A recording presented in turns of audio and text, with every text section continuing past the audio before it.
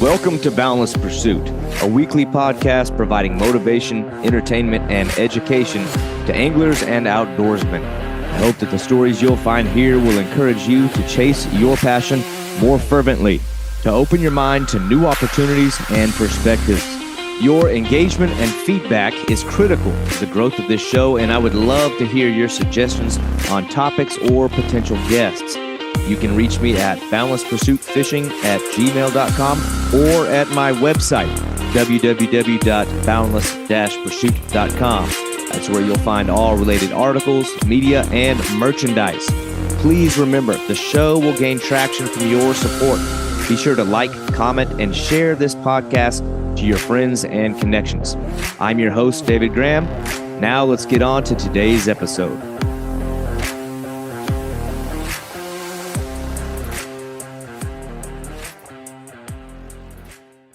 You know, I love that this podcast has afforded me the opportunity to connect with a lot of really awesome anglers. But most of the guests that I've had so far are people that I've either known or been familiar with for a long time. And today's guest is a very interesting and diehard hunter, fisherman, and just outdoorsman with some really unique experiences in traveling here in the U.S. and abroad. His name is Chris Cook, and this is a guy who articulates and expresses a passion for the outdoors in a very pure and insightful way.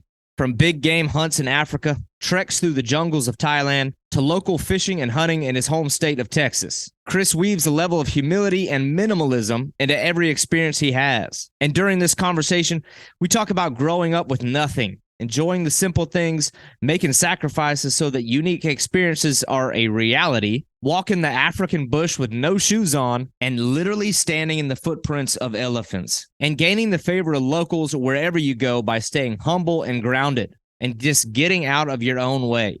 We talk about catching the fierce African tigerfish, rare catfish species in Thailand, and enjoying a good home-style meal in local diners of rural Texas. Chris Cook is definitely one of the most interesting guys that I've had the pleasure of talking to so far. And this is a guy that's got some very interesting and diverse experiences under his belt. And I think you're really going to enjoy this guy's perspectives and insights on hunting, fishing, and the outdoors in general. This is Chris Cook. All right, man. Well, now we're rolling. Now we're live. We worked out any potential kinks, but Chris, it's awesome to get you on here. Like I was saying earlier, somebody suggested you to me. So shout out to whoever you were. I feel bad I can't like name drop the person because it's one of those things I want to happen more with this podcast. I want people like suggesting. It's hard for me to like do my own recruiting because it's like sometimes the most interesting people are the ones that come from like left field. You know what I mean? They're like maybe people who I wouldn't have otherwise found, but somebody had mentioned you to me. I took one click. I see the gnarly beard, the long hair, photos of tigerfish, the crazy big game hunting. I'm like, oh, okay. I'm sold. I gotta know more. But man, I saw that, and then I saw that you do some writing on the website, Cafes and Campfires. I'm like, okay, here's a guy who does all these things and writes about it. But I guess I don't know, dude, like if we're going to start anywhere, because your experience is like so all over the place with the hunting, with the fishing, with the travel, you folks that are that nomadic are always so hard for me to know, like, where's my landing spot with this guy? Like, where the hell do I start? But I guess let me know a little bit about the blog, because I thought you came at it from a unique angle where it's like half of it is describing different eateries, half of it is describing just travel in general, and then there's like a fishing and a hunting portion. Like what was I don't know, man, like what was the motivation behind starting that in the first place? The motivation was I got family scattered all over the world, and I would, you got kids growing up and all the grandparents want to know what are the kids doing and what did we do this weekend, and I would text them or email them different things, and then surely I would get a text from a grandma that goes, well, how come I didn't get the picture, but yeah, well, whoever got the picture. And I was like, all right, I'm going to solve this problem right now. I'm going to put all this in one spot, and then I'll just send them the link, and if you don't see it, that's on you, right? That's how it started. It wasn't even, I guess, a blog, but it was more or less just telling grandma what we did this weekend. We went fishing here, we ate at this cafe, and it just started evolving. And then I haven't written on it as much as I should lately, but I kind of ended up with like these two groups of people. Like I would get a lot of comments about the food portion, and I even had a lady goes, "Look, I don't hunt. I don't even like hunting, but I like your blog because I can come over here and go, well, if Chris has been to this cafe, then I know this is a good cafe." She's like, "I don't even read the hunting part. I just go through trying to find. If he was in Michigan and I'm in Michigan, I want to see what he ate." Then I have the guys that are like, "I don't care about that. What'd you kill or what'd you catch?" And it was all an accident. Honestly, it was just and I just write like I talk, I guess. I don't know. I'm not, you know what I mean? I just start writing. Like if I was going to tell you a story, that's exactly how I write it. I don't try to be an author or go to some weird angle or have, I just write the way I talk. And it seems to work. People like it. It's probably because it's simple, right? It's not real hard to figure out. You got a redneck who's 12th grade education writing. It's not hard to follow, is it? Yeah. Well, I love people who actually write about what they're passionate about. And it's like in like an authentic way. I don't know, man. It's like, and I do a lot of it myself, but it's like, it's one of those things like, especially in this day and age, people want to be like entertained more than educated, or they want like immediate entertainment. Right. No, you're right. You're right. If you don't entertain me in a flash of a second, I'm going to swipe you out of there, or they only want to see some funny video. But like sitting and doing a real good read, I always like it. Especially, I like that you mentioned you write the way that you talk. I like that because then I can like know what you're actually about. I don't feel like you're trying to sell me a product. It's like you're typing in conversational tone. So it's pretty funny. It's like I can like envision the person talking, but like I don't know, like it threw me for a curveball when I was reading through your blogs where it was like fishing and then the cafe thing. So like, what is like where does that come from? Like writing about it's like when a lot of people who blog about like an eating experience, it's like some kind of like fine cuisine from an exotic location, and like a lot of yours is like diners and dives type of things. Like where did that come from? I tell people my grandparents are gone. I can't eat my grandma's cooking anymore. I'm going to eat someone's grandma's cooking. Look, it just feels like growing up. Yeah. It feels like home. I want hot coffee. I want to look. I don't need my waitress to come up and be the nicest person. I want just bring me good food and let's be normal people. Okay. Yeah. And then in cafe, that's what you're going to find. You go to these chain places, they have a set way of these are our rules. This is what we do.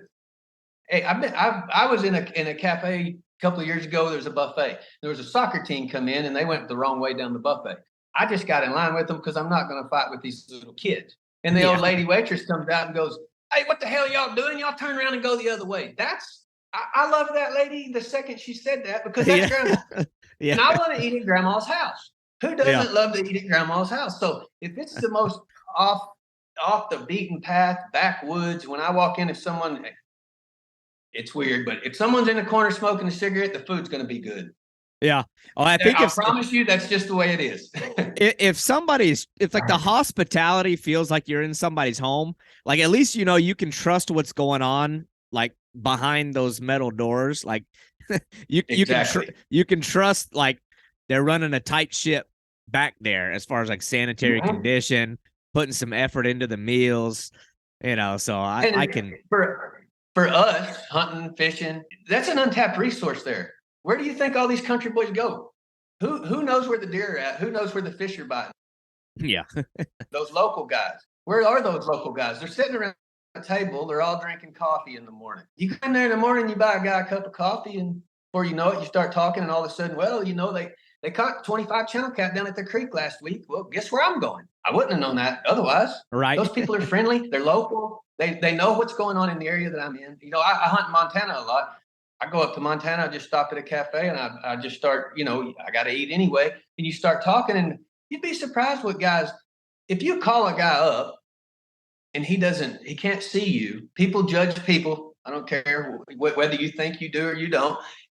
When you're talking to someone face to face, you're going to be a lot more apt to allow that person something you have than a guy on a phone. So if I go over and buy a farmer a cup of coffee and say, "Hey man, I'm looking for mule deer and I got mule deer hunted, but you know what I do have is there's a bunch of geese laying in the corner of my field. You're more than welcome to them." I Yeah. just paid $1 for a goose hunt. Right. And you wouldn't have known that otherwise. And you wouldn't have got that at the local fancy restaurant either, because those kind of people don't hang out there. They're in Yeah. those cafes. They're in that back corner drinking hot coffee. That's the kind of guy. Well, that's the kind of guy I am, but that's the kind of people I want to be around too. Yeah, well, that's like real authentic networking. You can't get that behind a computer screen or on an Instagram message either. But I totally agree with you. It's funny you mentioned, like, I've read some of the ways that you describe these things and the experiences, and a lot of it seems like I know when I have come into these type of eateries or these kind of cafes, it's usually coming on the tail end of a really exhausting like day on the water. I smell like crap. I'm Yep. sweaty. I got fish blood on me. And part of it is like, ooh, I don't know if I really want to walk into like this nice fancy place looking like this, but I know these folks ain't going to judge me. And I'm going to get my food a little bit quicker. And I'm just hungry. So I don't really care where I eat. And like that's sort of like, it's funny how a lot of times discovering those like ma and pa style cafes is like what opens the door is like a hard day on the water or a hard day in a stand or a hard day outdoors. There's something so inviting about going to that kind of place that like on the tail end of, I don't know, man, like a hard day, even working, doesn't even have to be outdoors, but it's like you really like work up the appetite. And then part of you is like, ugh, these folks aren't going to judge me as much. Like they're more honest. They're more willing. Like they've probably seen this before. And then it's like, that's how you discover those places that you like fall in love with going back Absolutely. every time. But then it's almost like when you go back the next time and you're not sweaty and you haven't been working and it's just like you're fresh. It's like the experience isn't quite the same. I don't know if you would like notice that No, too. the kind of people in those places and the people working in those places can relate to you smelling like bait, because that's where Yeah. they want to be. Right. That's what that as soon as they get off, they're going to do the same thing you just did, and they were like, hey, did you catch any fish? They might want a little information from you, but Yeah. that's the kind of people And your that odor I want is to be like around. Yeah, your odor is a conversation starter instead of a right. conversation ender. It's kind of funny how that works. Oh shit, get You out of here. you know exactly what you smell like at the end of a gator guard trip. That's a smell. The only other smell close is muskie. If you catch uh a big muskie and now you I waller haven't around with them big muskie, they smell just like a gator guard. well, I hope I find that one out soon. I'm like, I want to squeeze that trip in. A lot of people who know me and know like my fishing endeavors, like muskie's like it's one that's eluded me. I've tried for them a few times. I just haven't been able to seal the deal. I was like, I may try to squeeze that one in this year, but I can't speak to the muskie. But I can definitely speak to the alligator gar thing. It's like you smell and you got the unavoidable like mud on you. Like Yeah, yeah, you're not probably going after blood. them. Yeah, you're going to get mud and blood and carp juice and guard juice on you. It's like shit. I can't just go eat it any old. I got to go somewhere where I won't be. I'm like self conscious. Like I'm like, oh, I better go somewhere where they ain't gonna judge me. But it's just I don't know. I read that I was like, that's a unique spin on things. I like that, but it's also like I don't know, man. I'm very much. I think I probably speak your same language here, where it's like when you're out there, like there's like a culture of honest, hardworking people that run those kind of places, and like you feel like indebted to like support them. I get the same way. Like I get the same way with like old school like tackle shops. They're Right. dying off. They're going away. Like here where I live in Southwest Florida, like Bass Pro Shops is here. You drop that in, it's like a nuclear bomb goes off and kills the tackle store. So it's like I don't know, man. It's like I get this like warm spot in my heart when I'm like driving to the beach or I'm driving to the water. If I see like one of them real old, like salt of the earth, stanky tackle shops where everything's overpriced and the guy behind the counter's pissed off, like I always want to go in there and give those guys my money. Like, Absolutely.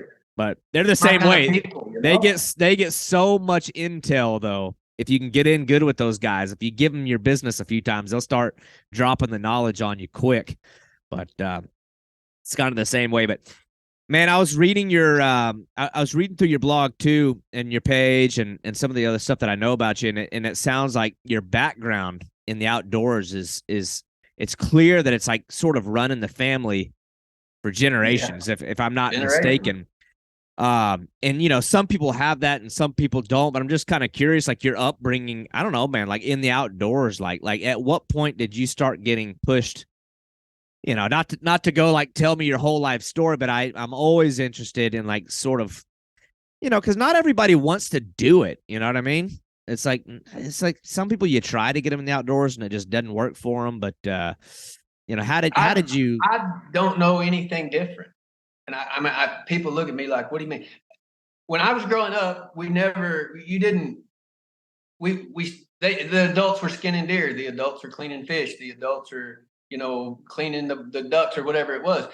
Never once did my grandpa or uncle, dad, or anyone set me down and say, "This is how you skin a deer."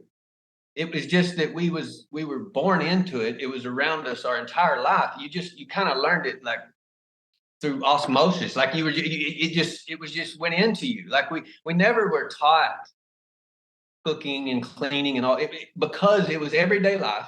It was what they did. It was what my grandparents did. There, I mean, generations and generations. So my third great, I think, grandpa was actually fought for the Republic of Texas. So I got the little certificate that says I'm a son of the Republic of Texas. So we've been here before Texas was here. Oh So wow, that's all we ever did. They lived that way, and we're poor growing up, so we lived that way. We didn't know we were poor. As I started, yeah, it's kind of ironic. You get a few dollars and realize that you were poor before, right? yeah, But I mean, I wouldn't trade a minute of it. Don't get me wrong. I grew up in a trailer with 6 people. I mean, literally a trailer. Like our house could get a flat trailer. But at the time, I was like, "This is the worst. This is horrible because I don't have everything other kids have." That was the best. That was the best thing that could have happened to me because mhm, now when I do have something, I can look back and appreciate way more what I do have because I know where I come from. And I tell people all the time, your problem is you've never had nothing. And they look at me cross-eyed and I'm like, "Look, if you at some point in your life, if you'd have been in the dirt face down like this is it, I can either lay right here and die, or I can roll over, look at the sun, and freaking get up and do something about it." yeah, That's going to change everything from that point forward. I'll promise you. And not that it's right or wrong. People don't have a choice sometimes in the way they grew up. I was very lucky. Not no, I didn't know that till I was an adult. That the way I grew up was made me the way I am now. So I appreciate everything way more. Look, I know I get to do a lot of stuff, but I work a 40-hour week just like everybody else. yeah, I live way under my means to get to go do what I do because I'm not scared to go back to nothing. I already survived nothing once. Throw me back down there again, I'll come crawling out another time. I've yeah, already been there. yeah. So for me, driving a 20-year-old vehicle, so what? It starts and runs. I flip the light switch and the power come on. Now let's go fishing. Right, yeah, And I don't. If you're impressed with my truck, fine. If you ain't, fine. I don't care. I'm not doing this for you. I'm not doing this for the world. So I've already been down there, dude. I ain't scared to go back again. So if I spend my last dollar to go to on a plane ticket to wherever, that's a decision I made. But I also understand the consequences because I've been there. And yeah. that's kind of the way my mentality is for everything I do. Just Now, like, what like region of Texas are you growing up in? Because it's like you made such a enormous leap. Well, I don't know. It's like you've done some crazy stuff. So it's like I got to figure out how you got there. But it's like, what part of Texas are you in? And you say you were brought up in fishing and hunting, but it's like, well, like what kind of fishing? Like what kind of hunting? Like, what was the? I it's mean, just is all the local things. Like we once a year, my grandparents would take us to Colorado to trout fish. Mhm. But at the end of the summer, when we went, we would have picked up beer cans on the side of the highway for 3 months of our summer. And the last week of our summer before school, we would take a trip to Colorado. But if we didn't pick up enough cans for gas money, then we didn't get to go to Colorado. So that to us was a huge vacation. Because like I said, I grew up in a trailer park, it's North Central Texas, Young County. So you go to West Texas, west from there, it's pretty remote. You're very, very small towns. Part of kind of the wild, crazy stuff, we grew up pretty feral. Like it was a trailer. Like you're not sitting around in the house all day in a trailer with 6 people, and half the time we didn't even have electricity. So we're outside. So we're chasing, we're catching, we're whatever you can find to do outside. and I had two brothers, so that helps. You always have that friend. You might fight him, but he's your friend, right? You Yeah, go yeah, down to the crawdad hole, you get some bacon in a string or whatever it is. That was entertainment because it was kind of by default. Like we didn't have many toys, we didn't have many things, so you had to figure out what you were going to do in nature. Like, and it's all there if you figure it out. And I figured it all out, not knowing at the time how much skill and life lessons that you're learning until you get older. And you like my mate, I hunt with a guy that lives in Dallas now. Great dude, but he's just not a real experienced guy. But I'll say yeah, something and he'll look at me and go, "How do you even know that?" And I'm like, "Well, when I was 12, we were in a pasture, we did such and such." And he's like no one could know that without having grown up that way. Like there's just things, and like I said, at the time, I didn't realize that. At the time, I was like, we're broke. We're the poorest family in town. Our house had a flat. My shoes don't match, that kind of stuff. It was yeah. horrible. But now I'm like, that's exactly what I needed to be what I am right now. Now, whether you Hmm. like what I am right now doesn't matter. I do. And I know that that's what taught me to be this. So Yeah. it was awesome. No, I love that. And so it's like I think about people who've like hunted and fished. You could say your whole life. And I made like this funny clip even recently, like that I posted where I was like, I think it ruffled some feathers where I was talking about, I don't like when people say that they've been fishing since they were 2 years old. Like you can't fish when Right. you're 2 years old. Well, I understand though. It's like people are brought up in that, like it's around them. It's part of like the culture of their family. It's part of just what they live in. And I was the same way. I mean, we fished when we were tiny little kids with my dad and my granddad, but it wasn't until later that it like clicked as something that I like was like actively engaged in, and like I loved it. Like I was like, this is for me. It wasn't something I was doing. It wasn't something I was just there for. It was something like, this is what I want to like commit. This is like my thing. At what point did like, again, I know you grew up because that's just what you did. You said, yeah, that's just what we did. But at what point did you say, well, this is like, this is for me? Because your passion grew into these wild trips, like, to exotic places. And I'm just wondering how it evolved into that. Like, you know what I mean? Like, For how did some of me, those things even get on the radar, something you'd want to do? Because a lot of people, I mean, a lot of people plateau and they get to white-tailed deer, they get to turkey hunting, they get to duck hunting, they get to bass fishing and catfishing, and this is, that's it. Like that, that it plateaus and it just stays put. But like yours, it's not. I don't want to. It sounds bad to say. I don't want to say it's not normal, but it's like it's a different caliber. Like the passion is blatant. You're writing about it. You're photographing it. I mean, you're doing these crazy things most people would not do. So I'm like wondering when did that start to really like take over? when I started not being able to do it because adult life comes into play. When you're a Mm. little kid and you have that 12 hours of daylight and you're free to roam, you don't realize how much you're loving and everything you're doing. When you start getting at about 16, 15, 16, 17, now you got to work a little bit for your gas money. Well, your buddy calls and says, "Hey, sand bass are running at the river and I've got to go, work for 4 hours." That's when you start missing it. That's when I realized, like, that's not just something I do. That's part of me. Like, because Yeah. I felt like I wasn't doing what I was supposed to be doing. I felt like fish are there. I'm supposed to be there, right? Like as a little kid, that's your mentality. But when it starts getting taken away, I think is when the passion really had to realize, like, wait a minute, this is life isn't just fishing and chasing frogs. I always thought it was and hoped it was. But now that I got responsibilities, it made what I did more meaningful. And then I think that's when it really like clicked, like, hey, not everyone gets to do this, and you're not going to get to do this forever. When you start Yeah. realizing those things, that's when I really started, like, every opportunity I get, I'm taking. There was one of our friends graduated, earlier, and I said, just do it. Just go do it. What? Anything you want, because you're always going to wonder the result. At least if you fail, you fail. It's Hmm. over. But you're always going to wonder what the result would be of everything if you don't go do it. Don't be afraid to fail. I'm more afraid to not go do something. I'm more afraid that I'm going to pass something up. Yeah. You know what?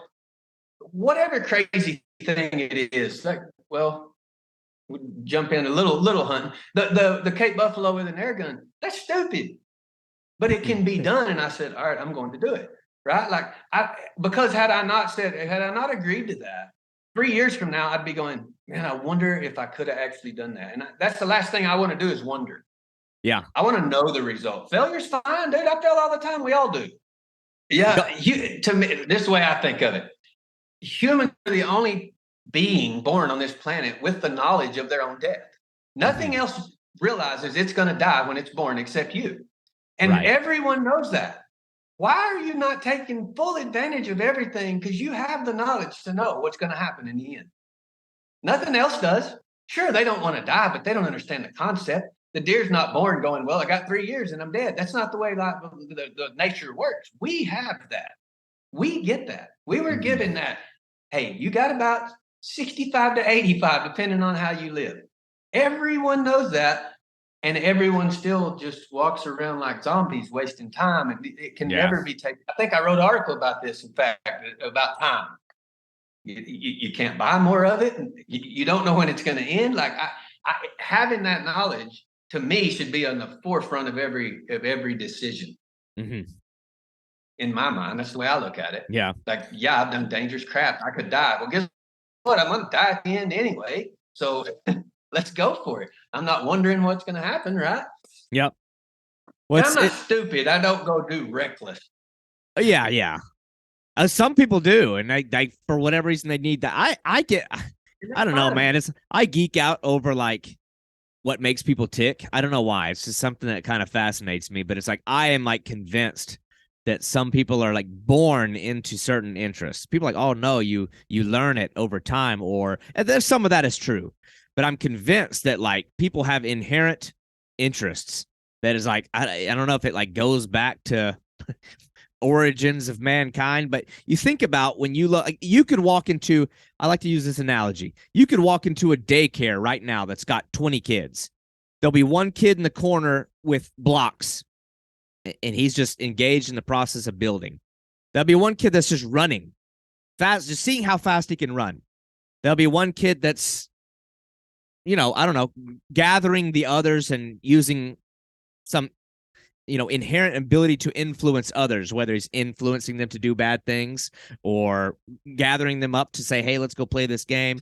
There's certain characteristics that it seems like kids are born into having. And I know like within my family structure, I've got one relative who, and this is my understanding, is he's very like bizarrely in tune with mechanics and engineering and building and like to like a leaps and bounds beyond the normal person. It's just things click when it comes to mechanisms, taking something apart, putting it back together. And I was told that when he was a child, none of his brothers are this way. It's my mom's brother.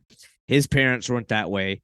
It was just him. Like when the other kids were outside playing sports or the other kids were outside doing this, he was always inside taking electronics apart, unscrewing them, putting them back together. And it's just like, well, nobody taught him that. But it's like, I think certain humans were like programmed for certain things. And I feel like for the outdoorsman, I don't know, man. It's like there's this calling that certain men have, some women too, but it's like some men are called to like combat. Some men are called to building and like providing in other ways. And some men are like really, really called to the outdoors for whatever reason. It's like it's this weird thing where like you can have everything, like me. And I always tell my wife this, like if we won the lottery tomorrow and I won $10 trillion, people are like, oh yeah, right. You're just saying, I know how I am. If I had all the resources monetarily to do whatever I wanted, I would go to parts of the earth where I have nothing, because I feel like in my spirit, I need to skim that lifestyle. It's like I need to dip into, I don't know, man. It's like that archaic or ancient way of living, not necessarily to do it forever, but it's like I need to taste that. I need to smell that. I need to know what it's like to live with nothing. It's a really weird thing. I don't mean on the streets. I mean like in a jungle somewhere, in a hut somewhere. Like I want to see people that have nothing. It's this strange anomaly. I'm like, why do I feel that way? Why do if I had all the resources to buy all the biggest stuff, would I use that money to go to places that don't have any of that? And it says, but anyway, and it's so that's why I've been very interested in what you do. And reading your blog, I feel like there's some parallel interests there, but you've lived it, like you've done it. At what point did you decide to start, I don't know, man, like leaving and going to these places where, I don't know, man, it's like you don't know what you're getting into. What was your first international trip anyway? Probably I guess like a major, like I needed to plan a little more for it, was Thailand. Mm. And I know there's a lot of opinions about the way they fish, all these different things, but hey, I never been to Thailand, and it's cheap. So, and then we do this a lot. I say we. My wife goes with me most times. She fishes. She's fished in about 12 or 13 countries. She fishes a lot. But and rather than having like this destination, like we have to go to this country for this thing, I more match my money to my trip. I go backwards. So look, there's what, like 35,000 some odd species of mammals on the planet. No, fish on the planet, 5,000 species of mammals on the planet. I can't catch and kill all of this. So I'm not going to sit at home wasting time. Not that I don't have this dream animal or dream fish, but why take 3 years for the one animal when there's so much more to enjoy on a trip? If you're going to a trip for just this animal or just this fish, you're going for all the wrong reasons. That's 1% of your trip. That's a tiny little, like if I pull the trigger on the gun, you know how long that takes?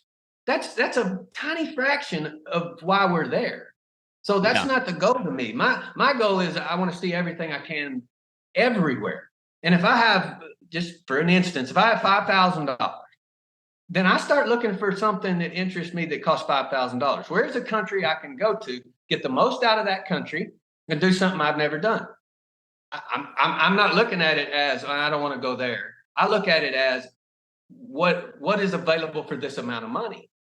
Now there's like next year we're going to Zambia. All right, that's a trip that I have to plan for, and that's a scheduled thing, and we'll save for it, and that's where we'll go. But there's times I just start looking at flights. Where's the cheapest flights to right now? Actually, not far from you. You might see me before too long. I can get to. I think there was a flight to West Palm for $125. Oh yeah. Like, go there, right? I've been there. It's awesome. But I'm not going to sit here saying, man, if I just had $500, I could fly to Montana. Well, just take my 150 and take me to Florida and let's go fishing. You're not going to regret it. You are not going to regret it. I'll promise you. Yes, there are destinations I'd rather go to, but I'm not going to sit around wasting time to try to get to that. Look, if you have your dream, everyone should save for that. I'm talking about a once a year trip, something like that's different. I'm talking about, like, we do a lot of weekend stuff. I'll go to Cabo for 3 days. It's right here. Yeah. I can be in Cabo in 2 hours. It's cheap. You go down there, catch you a rooster fish. You had a good weekend. It's a little more expensive than a weekend at home, but hotel, food, and gas, you're going to have that regardless of where you go. You have to eat anywhere on the planet. So figuring food into the cost to me is like, it's not like you're sitting at home and not eating. Like, that's part of living. That's not part of your vacation. So that's the way we did it. That's the way, like, Thailand was hey, that's affordable. Like, there's some wild fishing. We did a lot of wild fishing, but there's the lakes, there's these 20-acre lakes, there's little ponds, whatever. That doesn't matter. The point is, I'll go catch a fish. May not be the way I wanted it at the time, but I also seen a guy riding a bicycle up to the lake, catch a cobra and stick it in a basket and drive off. Would I have seen that sitting at home saving money to go? No, but that's my point. Like, a million things going on, right? It's not just that the fishing and the hunting. That's what I love. That's what takes me to most places. But if you don't enjoy everything around it, you're missing. You're not getting your money's worth. Yeah, you're missing it. I think a lot of that too. I can't speak from experience because, like I told you, I've not yet been out of the country, but I have this like deep desire to like go to places that are just different than where I'm at, because I have this need internally to reset all the time, because like when you're like me, I'm so like called to be outdoors, to be somewhere wild. And it's like weird. It's like I have this desire to, like, it's almost like this need to simulate like hunting and gathering, but without the actual threat of what can happen if like your life depends on that. But it's like you got to get close to it. So I work right now in like basically in a factory setting as a manager of people in like an industrial setting. It's boxes, it's conveyors, it's structured, it's like daily schedules, everything's uniform. So it's easier for somebody like me and my character type to it weighs on me a lot. Now I like what I do. I love the people I work with, and I like the financial benefit that I get out of that and how it benefits my family. But it's also like if I don't get thrust out of there, it can mess me up. It really It will can. mess you up. And I think that's in every person. I don't care. Mhm. It's in your DNA. There's hundreds of thousands of years of history that says so. We just recently, by recently in time, 100 years is not long, just decided let's just all stay inside and build things. That's not the way we were made. It's Right. in there somewhere. And even my neighbor across the road that doesn't even mow his own yard, that's fine. That's his deal. It's in him somewhere, Yeah. but it hasn't been brought out because he hasn't been in a situation to where it could be. I really do feel like all kinds of people. I mean, like I said, I've been all around, all different kinds of people. Something can trigger this. Yeah. Whether it could be as simple as a bobber going under, a guy sitting on a dock and the bobber goes under, and he's like, "Whoa, man, I love fishing now." It may take a life altering thing, but I truly feel like it's in everyone's DNA in there somewhere. Yeah. To do this, people just suppress it, or their lifestyle doesn't allow it to come out. I don't think a lot of people consciously say, "Oh, I'm not," that's not in me. It is. Yeah. Generations, thousands of generations will tell you that it's in you, whether you like it or not. Oh, It's in 1,000%. there. Well, it's like what I alluded to earlier, like coming like if I come home from work and I get frustrated about things, I'll a lot of times sit back and I'll like kind of like tally up like what really happened. Like how hard was my day? And then I'm like, man, I've got it so good. Like we have it so good in America. So then it's like I know that part of my like need to get outdoors or to have less or to, like I said, simulate like the ability to gather and provide for a family. Like to me, it's like almost like fishing a little bit speaks to that. But some of it too is like going to this place that have nothing. It's like I want something that's going to give me a good like perception of what the world is really like. But then I also wonder, and I wonder like your opinion on this. This is like one of my main questions I had for you because it's like something I've noticed is Americans, it seems like just aren't doing these trips. You look at like international fishing specifically, it is a scene dominated by like Europeans and other people. You just don't see Americans leaving America. And I'm like, well, like, I'm interested in your input on that. Like, why do you think people aren't wanting to? I think people say they want to, but I mean, you just don't. I feel like you just don't see it. And I guess I exist more in the fishing world because Europe is tiny compared to America, but they have taken over the international fishing scene. It's very weird to me. And I'm like, what? Why? Oh, they absolutely have it fishing. Well, to me, I fished with, you know who Corda is, right? Big carp tackle company. They got the, what is it called? Monster Carp Show. I fished with those guys when they filmed Monster Carp here. So was down there a couple of days, fish, talked to them and all that. These guys, Europeans especially, in my opinion, and Asians that I've fished with, they're hunters that don't have a way to hunt. They turn fishing. It's not, I'm not saying that they wouldn't love fishing anyway. What I'm saying is a lot of these guys' approach to fishing is the same kind of mentality and approach that I have to hunting, or most hunters I know, but they don't have that option, especially in Asia.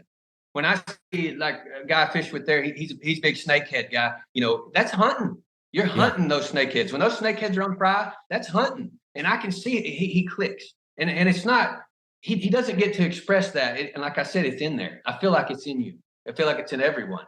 And then the way that he gets that predator instinct out is through fishing, because he doesn't have an option to go chase an animal. And I feel like there's some hunting in Europe, depending on the country, but a lot of those guys are the same way. I see the way some of them operate, and I'm like, dude, that's a hunter with a fishing pole. That's a That's mentality. interesting. Yeah. You're right about the Americans, though. There's it's a lot. If I see Americans somewhere else, it's usually a tourist spot, and then I try to get out of there as fast as possible. But Right. in the middle of the jungle in Asia, no, you're not going to There's find an American. there's this weird fear of like different places and different ideas in this country that's very strange. Maybe you know what, it may exist in other places, but it seems so intense here. Like if I talk to somebody that's like not a fisherman, just like the average person on the street about or like, hey, like this is an example. This is a simple example, but it's like when I moved from Arkansas, that's a place that I've lived all over the freaking country. Arkansas most recently before Florida. When I told the people in Arkansas I'm moving to Florida, their first response every time, aren't you worried about hurricanes? Yep. Or whenever I was first moving to Oklahoma, aren't you worried about tornadoes? Or when I'm first moving to South Texas, I was working in the oil fields. Aren't you worried about, rattlesnakes, MS-13? Everybody has these fears of like different places and going somewhere new. I'm like, what caused that? Is it the media? Like everything's just fear coming in. There seems like these comfort. Yeah, it's definitely that. For Americans, I'm telling you now, it's comfort. I'm going to say we, even though I'm not that way. I'm American, so I'm going to say we. We are so scared to be uncomfortable. Mm-hmm. Like it makes no sense. We were in Thailand at a temple, right, doing tourist things. There's tourist people there. There's an American lady there, and she's complaining that it's hot. I'm like, lady, do you not have Google? Like, you came to a tropical country, like you're in a freaking rainforest. It's hot. What did you think was going to happen? But we're so afraid to be uncomfortable. Like, aren't you scared of hurricanes? People in Florida, aren't you scared of whatever it is, a tornado or a what? Everywhere's as dangerous as you make it. I've been more scared. Johannesburg, South Africa is not. There's a lot of unsafe places. I've been in just as much danger in Detroit, Michigan at a baseball game. You can make anywhere as safe or as dangerous as you want it to be. I walk down the streets of Bangkok at 3 a.m. and not a care in the world. I wouldn't do that here where I live right now. It's your perception of, because you're comfortable here, you don't feel like it's as dangerous. If you're outside of here looking in, you're like, oh man, look, there's another drive-by 2 blocks away. Aren't you worried? Oh no, it happens all the time. Well, hurricanes happen all the time in Florida. That's why you don't care, right? Yeah. Everywhere in the world has their thing. It's new to you. It's a new danger that you're not comfortable with, you're not familiar with. And that's what I think it holds people up, because they don't want to be uncomfortable. Like I said earlier, if you've never had nothing, right? Like that's a lot of people's problem. I can't do without Starbucks. I can't do without this. I can't do without that. Mm-hmm. Then you can't go. If you physically or mentally can't get past that little hurdle, then no, you're going to have to stay here. Sorry. Like in Zambia, they didn't have electricity. You know how hard it is? Look, I do it all the time, but I'm saying, you know how hard it is when it's 105 degrees to lay in a grass hut underneath a mosquito net with no electricity? And when the sun goes down, that's it. Like, we have no other option here. Like, You're not going to get to pick up your phone. It didn't charge all day. You're not going to get to turn on the radio. What you're doing now is what you get, because it's about to be blacker than you've ever seen outside. I'll promise you that. The closest light is hours away. And people are scared of that because they've never experienced that. And they a lot of these tourist places people go to, oh, I've been to Thailand. No, you went to Thailand, but go to Thailand. You were inside the borders, but you didn't see the country. You've seen the country that they want to show you because they know you're weak and you can't get up into that jump.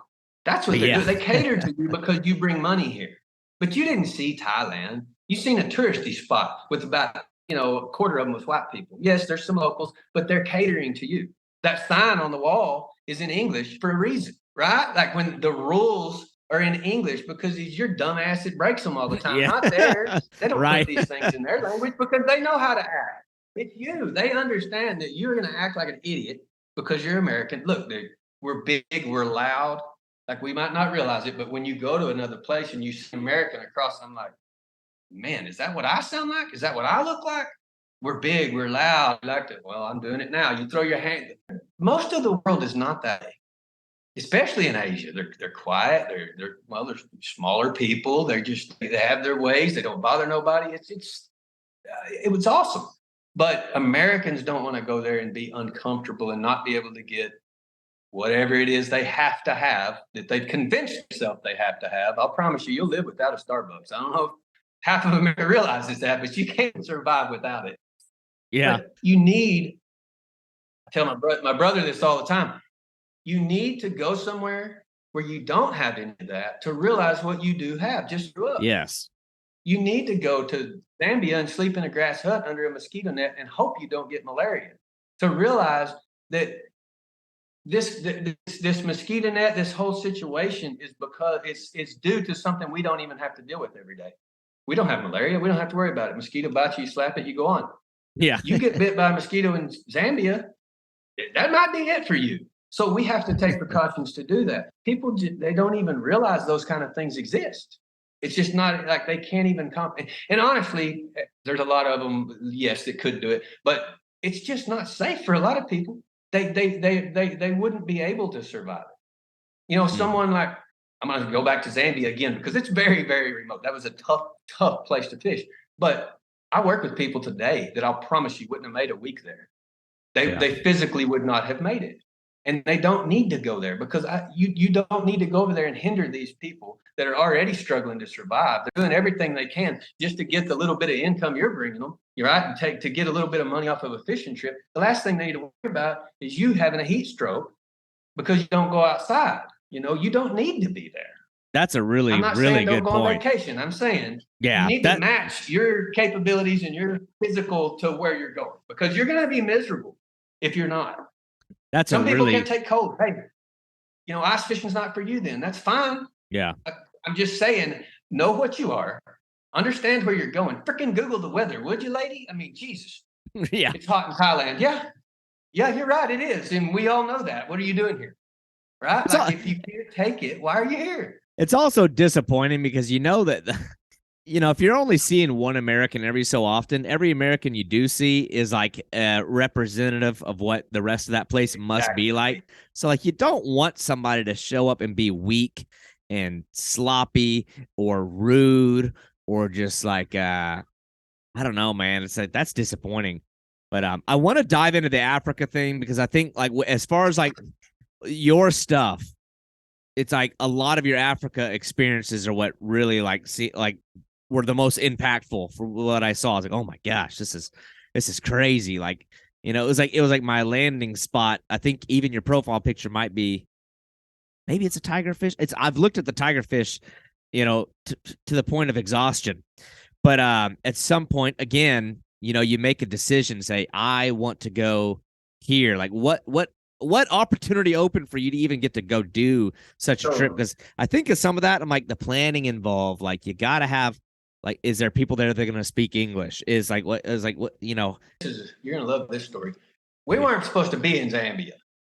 I didn't research Zambia. I knew where Zambia was. Obviously, I've hunted in far north South Africa on the border there, in that area. But we were supposed to be in Mozambique, tiger fishing, but in a different part of the Zambezi, down the lower part.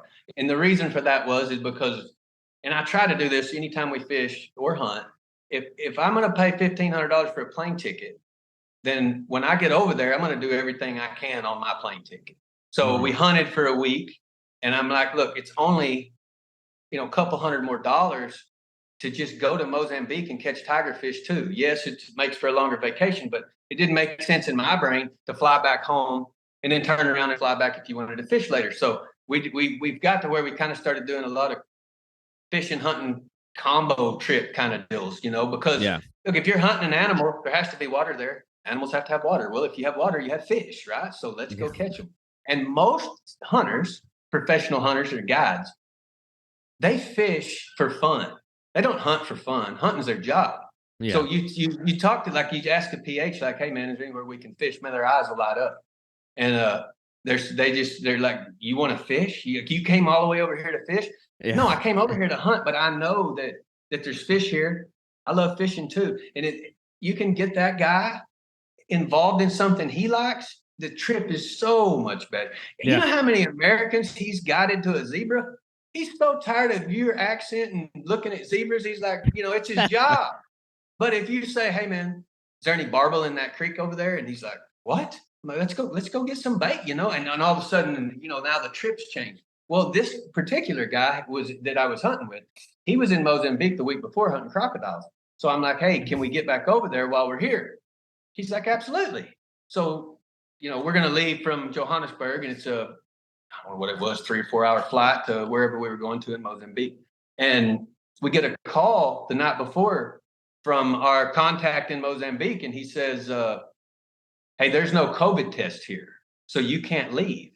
I'm like, "What do you mean I can't leave?" And he goes, "You have to have a COVID test to leave the country, and you will allow you into the country because you'll be negative, right? But to leave the country, you have to have a test again, and we don't have any in this country. So you may be here for a week, you may be here for a month. They're Oh, all gone." geez. So I'm like, as much as I'd love to say, "F it, let's go and hope we're there for a month, we'll figure it out." I do have a little responsibilities, right? So I'm like, I look at my guy, I'm like, I'm not flying out for a week. Like, what am I supposed to? Because he has hunters coming in. He had a whole family coming in. He didn't even have room for everybody, right? So I'm basically just stuck in South Africa with a week. I could go try to change my flight, I guess. Not really what I wanted to do. And I said, "Hey, let's just start calling. Like, people, I know people." So we get on the phones and we start looking. We find this guy in Zambia. He goes, "I know this guy. He uses the same booking agent I do. You should be good. Do you have a problem going to Zambia?" I said, "I don't have a problem. It's just that I always try to research where I'm going. I try to know a little bit about the area, so that it's hard to even have a conversation with a guide when you don't even know what half of the animals and the trees are, right? Like, Yeah. I'm like, this past 2 weeks ago, whenever we were in the Eastern Cape in South Africa, and I said to the PH, I'm like, "Hey man, is that whatever the tree was?" I don't remember. And he looks at me and he goes, "Yeah, how'd you know that?" And I'm like, "Because I want to know what I'm looking at. I want to know everything around me." And he's like, "That's impressive." Because most guys just show up and point me at the animal like that's their deal. I'm like, "No, Yeah. dude, I want to be in this environment, you know." So reluctantly, but only because I didn't know what I was getting into, we go to Zambia. I don't know these people. I don't know the lodge. I don't know nothing. There's a huge chance, but hey, I ain't got nothing to do for a week. So I fly into Livingstone, Zambia, and there's a dude there in a van, and he had the shirt with the logo that I recognized. And I'm like, "Hey man, you taking American fishing this week?" He said, "Yeah, get in." 4 hour drive in a truck just down these just 2 track. I mean, keep your mouth closed because you'll chip your tooth. I mean, these Yeah. these holes are, it's bad. And we get back there, and I was under the impression we were starting fishing the next day. We get there, and this guy's like, "You ready?" I'm like, "Yeah." He goes, "Well, let him take your bag, get in the boat." And I'm like, "Oh, I love this dude already. Like, we ain't Yeah. messing around." So we go get in the boat and we take off fishing. And there's a little language barrier. He spoke English. This guy did. Great guy. Look, he knows the river. This is what I've learned running around. Like, fishermen don't have to talk to each other. It's nice to be able to communicate, but we both know the goal. Fishing's fishing all over the world. Mhm. Like, I'm not. I mean, I have some fishing ability, obviously, but I don't know tigerfish. But I know fishing in general. I know we're fishing for a predator. I know what to look for in the river. They're not going to be in the 1 foot deep rapids, right? Like, I understand that. He's a fisherman. He knows. Like, you don't have to communicate a whole lot when you both know what you're doing. And man, I was not prepared for what we were doing. Which we get out into the Zambezi, and there's no trolling motors on these boats. His boat was the nicest boat, but it's literally just a fiberglass hull. Like, it was, and it's fine. But when Yeah. you see the other option, that fiberglass hull looked like a $60,000 Ranger boat compared to what these other guys are fishing in. But free lining these giant live baits, 10-inch long bulldog fish, with just straight onto a hook Yeah. and just flipping them into these pools. Well, the bulldog fish goes this way, the boat wants to go this way, and then the tiger fish wants to go this way. And this was a style of fishing that I never done that. I mean, that's kind of a weird, with running water and all that. So there'd be times that the bait end up behind the boat, and it's under the boat. And through talking, communicating, like I said, he knew enough English to be a good guide, but you're not going to have a philosophical conversation with the guy. But that's not why you're there. But you know what I'm saying? Like Yeah. he understood. And that first day, I think we lost like 4 fish, and I broke off 2, which I ain't broke a fish off. And since you learn to fish, right? I mean, if you know what I'm saying, like that's not a real common occurrence for pretty experienced people. You understand your drag, your line, and what you're dealing with. And dude, they just gone. And I'd caught tigers in the Limpopo River, but they were smaller, 5-pounders, 6-pounders. Not a whole lot of, didn't have to worry too much about drag and all these kind of things. When we got here, I didn't really know what to expect. And I mean, we're pulling out 18s and 20s. This is not common at all. Like a 20-pound tiger that's Pounds. like Okay. the Yeah. pinnacle of, like, if you got a 20-pound tiger, then you're official great tiger fisherman, right? Yeah. I didn't know none of that. So the first 2 or 3, 4 fish, it was chaos. Like, I'm like, what have I gotten into? Like, do I even know how to fish anymore? I mean, these things are just busting me off. And my wife with us, she ended up catching the lodge record, by the way, 24.5 pounds. It's a 26-year-old lodge record she broke. But anyway, Jeez. as we're talking back and forth, and just through experience of fishing in different places, he's having a really hard time communicating with her, but I'm picking up what he's telling us. And I'm telling her in not a language she understands, but in a scenario she understands. I'd say, hey, remember when we were in Florida, and remember when we were fishing for clown knifefish, and we were under that certain bridge, and she's like, yeah. And then I said, do that, do it this way. And then she starts figuring it out too. So by the next day, we're hammering tigerfish. I mean, the guide was even like, y'all never done this before. I said, no, but we fished a lot. We fished all over. So having just those skills and just a little bit of knowledge, having some experience made that trip basically everything. Because it would have took someone else probably another day and a half or 2 days to figure out the feel of what you're doing. A 10-inch live bait in a running river is not a common, you don't do that a lot. There's not a whole lot of people got a feel for that. But these guys do. It's their only way they've ever fished, though. So this is their expertise. So they have the knowledge to do it. It's just very hard to teach someone that on a boat on the river while you're trying to fish. And it worked out. In fact, we're going back next year to catch to fish for nimble. And that the same body. What is that? It's like imagine a giant green tilapia. They're massive. Oh, tilapia shaped. They're like almost bright green, got yellow kind of fins. You need to look them up, dude. It's a wild fish. I'm gonna do it right now. How the hell do you even spell it? But you catch those in the rainy season, in the high water season. So we had went for the big tigers in the summertime, which is when you have to go. That's if you want to catch big tigers, and then that November, December is the time. But these fish here, you need to go in their winter, June, something like that. I see it. I see this fish. I had actually never even heard of these before. Wild looking. Yeah, it looks like some kind of gnarly, crazy, like big mouth tilapia. Interesting. Yeah, they're crazy fish. But I mean, and this is one of the things, like I was saying earlier, like I didn't know I wanted to catch a nimble.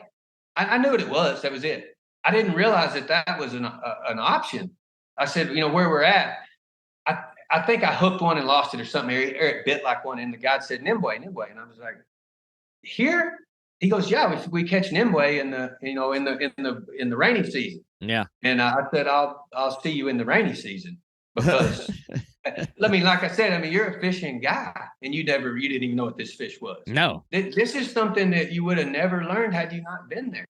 I didn't even know I ever wanted to catch a nimble till I got to a place where they were. That's why I'm saying just go. There's so many things like me, I don't have a lot of followers on Instagram. I don't post a lot on Instagram. But if you look through my phone, you're like, my God, how do I not know that was? I'm like, I don't know. Anytime I do that, I kind of, and even now talking to you, I just feel like I'm bragging, like, oh, look at me. And that's not it at all. And I don't post things for people to go, oh, that's the greatest. I post things so that someone else would say, hey, man, where'd you get that? And is it available to me? Absolutely. I'll give you the name. I'll give it to you.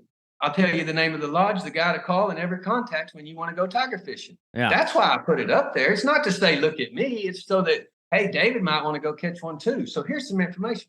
If you need some more, call Oh me. yeah. Well, But man, it's so easy to snuff out like authenticity with that kind of stuff. You can tell when it's like look at me type of thing.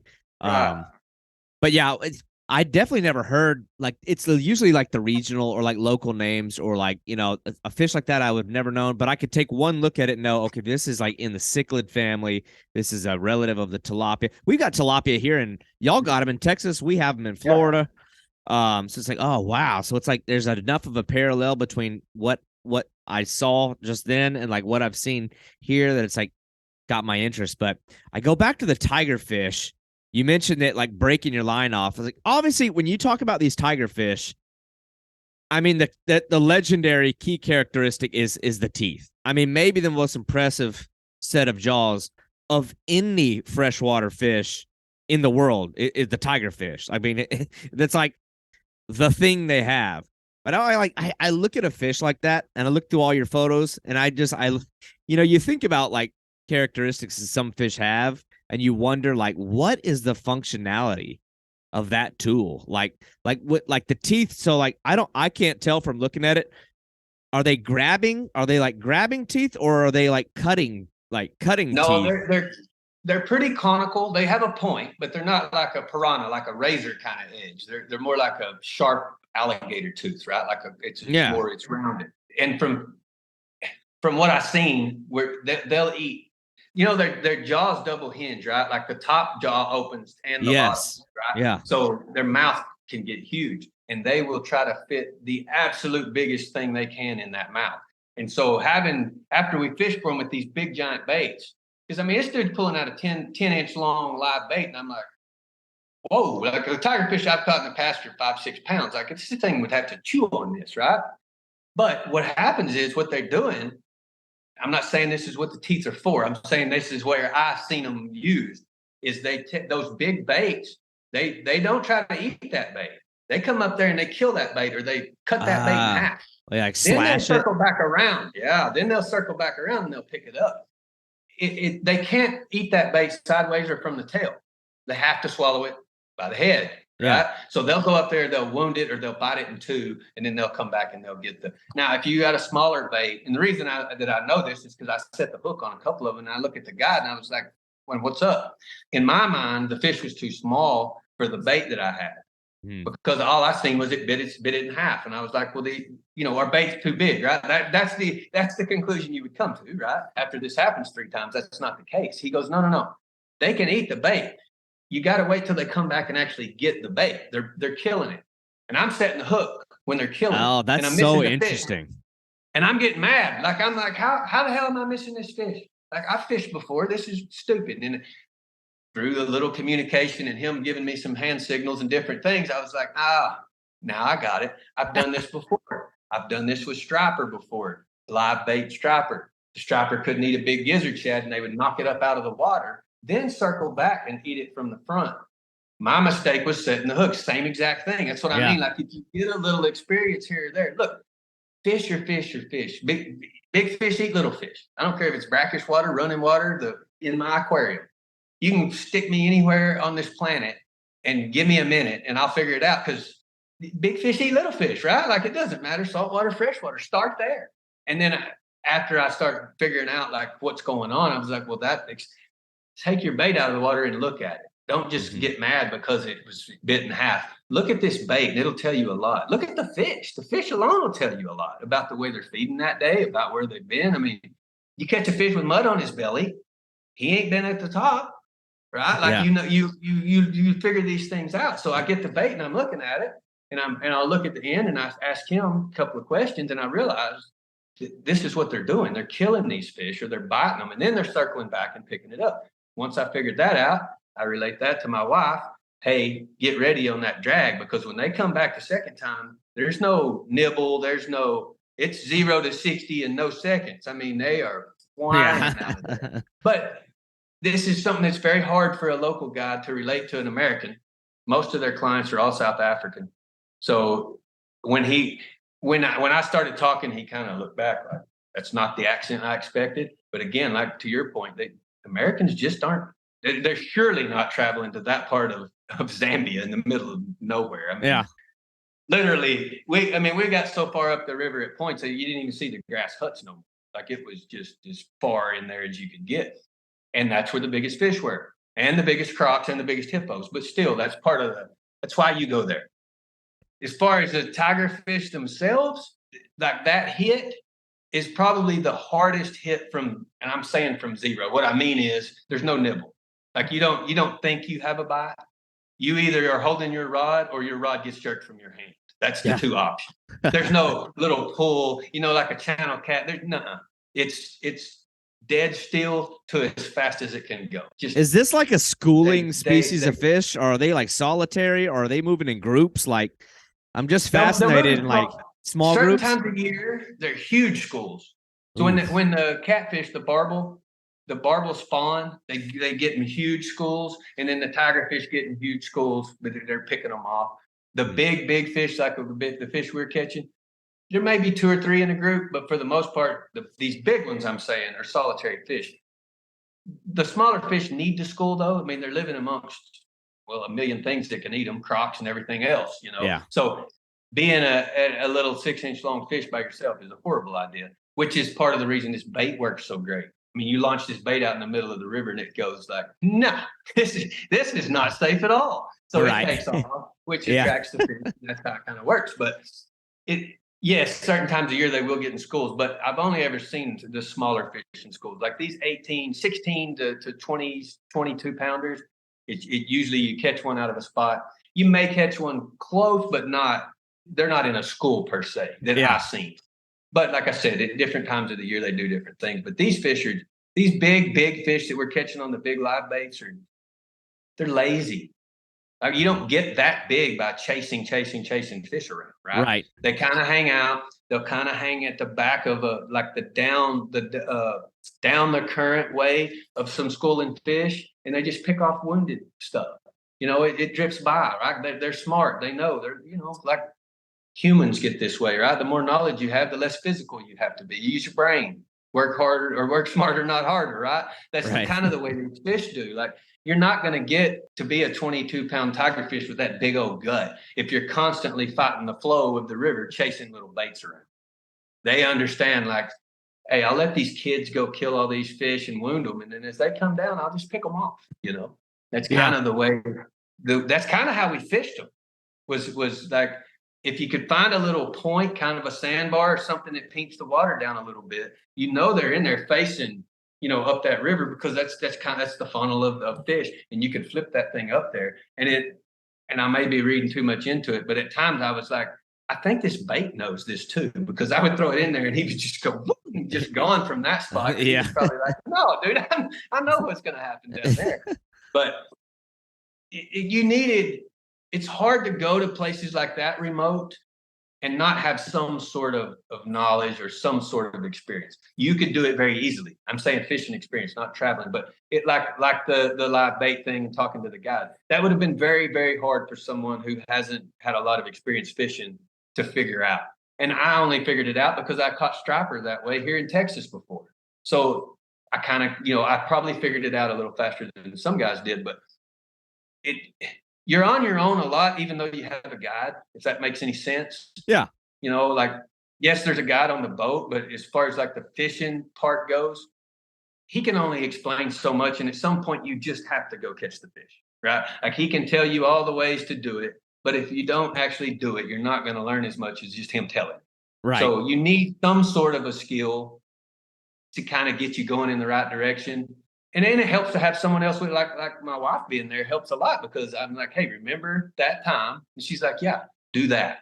She don't need to know why. She just needs to understand, if I do this, I'm catching a fish, right? And then we can explain this all later. But I wouldn't advise, like for someone who just wants to just go straight into big adventures, careful. Like I wouldn't like take my first trip to Zambia. Right. Take your first trip to Thailand. Go to Thailand. You can go fish wild if you want, but you can also go fish in the lake. Look, catching a fish in the lake, to some people, like, oh, I could never do that. You still have to catch a fish. You're still going to learn how fish fights. You're still going to learn how they feel. You're still going to learn how they eat. Like all of that's the same, regardless of whether it's a wild paraprima in South America or whether it's one in a 20-acre lake in Thailand. You can still Yeah. learn from that fish. Look, I would a lot rather go catch wild fish too, but I'm not going to pass up an opportunity to learn something or learn something about a fish.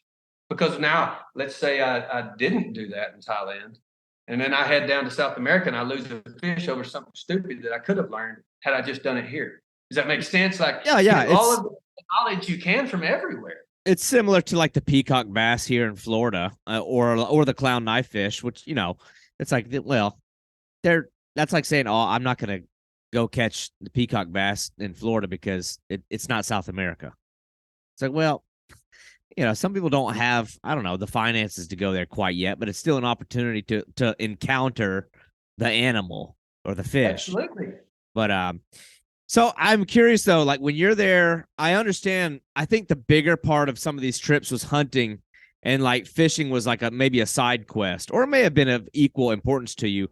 But when you're hunting, that's all in the name of food and sustenance, and it's like there's one way that goes. Now fishing, on the other hand, this is the part that always fascinates me. Were you doing like catch and release fishing or catching? I'm curious, like, what were they thinking when you're like, hey, I want to come all the way here from halfway across the world to catch this fish, look at it, and then put it back in the water? Like, what are they? What is their opinion on thinking. that? You know exactly what they're thinking. Here's the deal. There's very few situations I've been in or I put myself in where I kind of have a moral, I don't know what I'm saying, like a tug of war, right? Like I pretty much am what I am, and I know that when I get to a spot. Whether it's a giraffe, an elephant, or all those animals that we talked about, I know I was there. I understand the situation, and every situation is different. Like, look, everything, it's not equal. You can't just lump everything into a pile. My situation with a giraffe was different than another guy's situation with a giraffe. I can't judge what he did, but on the Zambezi, I was torn. I really was. Every day you're driving up and down the river, you're passing a dozen guys in dugout canoes pulling nets all day. And I've been there when they pulled up at the end of the day, and they literally have 25 tilapia that are between 6 inches and 10 inches long. Ooh. For their day. Yeah. Okay. That's what they're going to eat today. That's what the family eats today. That's what he did today. That's his job, provide for his family. And he did that. It's awesome. My deal was I'm sitting on the river watching this guy pull his net for hours, catching 6-inch long fish. And I'm over here catching 10, 15, 20-pound fish that I know would feed that family for a week. And I'm throwing it back. But the qualm I had with it was if I give the fish to the guy to eat, now my guide who's making money, his resource is being depleted. Because his job, and he's bringing money into the community, is to catch trophy fish. If I take all the trophy fish and feed them to the village, which I want to do because I see they're struggling, now I've cut this guy's job out in time, right? You see what I'm saying? Like, yeah. It really weighed on me. Like, what I hated looking across the river onto the bank and see a guy fishing with a cane pole, and I watched him put. They call them squeakers. There's little tiny catfish about this big. You take it out of the water and it goes, it's a squeaker. I watched him put squeakers in a basket for an hour. Not one of them was over 8 inches long. I just throw back a 10-pound tigerfish and he's looking me right in my eye. Dude, I felt horrible. But at the same time, if I give it to him and I have to look at my guide and say, sorry, your next client doesn't have the option of catching a trophy fish because I just fed it to this guy. Yeah. So you see what I'm getting at? It's like, so here's what I did. This made me feel better. I did it. And I try not to be a selfish guy. I leave all my tackle, everything I take when I go places, I leave it. All of my fishing gear, yeah, that's all cool. Of that stays there. That's part of a tip that I give to those guys because that's something that they would never buy with the tip money you gave. Mm-hmm. You give them a tip, they need that money to survive. They're never gonna. I've picked up equipment before, and technically the guy's right. Hey man, you got a rod and reel? Yeah, no problem, right here. And I'm like. Technically it's a rod and reel, but are we going to catch a fish on this? No. Fishing line alone is just like from where we were. I said, hey, on the way back to the airport, stop by a tackle shop and I'll get enough line to fill up all of your reels. He said, okay. I said, well, is it on the way? And he goes, no. He said, it's about 3 hours. And I'm like, man, that's a long ways out of the way. And he goes, no, it's 3 hours in the boat. It's 6 hours in the truck. That's the fishing line. Yeah. Okay. This is not to the big city where we can go out and have a nice dinner and have a date. This is to go get fishing line. We're 3 hours away. I leave everything because this is not something they have access to. Now, whether they use it or not, I don't know. But to me, at least if it's available, maybe they can figure it out. Maybe they don't know how to operate a baitcaster, whatever it is. But it's better than what they have, and it's surely better than what they would buy because they need all the money they got just to live. That is really, really cool. I would never have thought about that, but it's like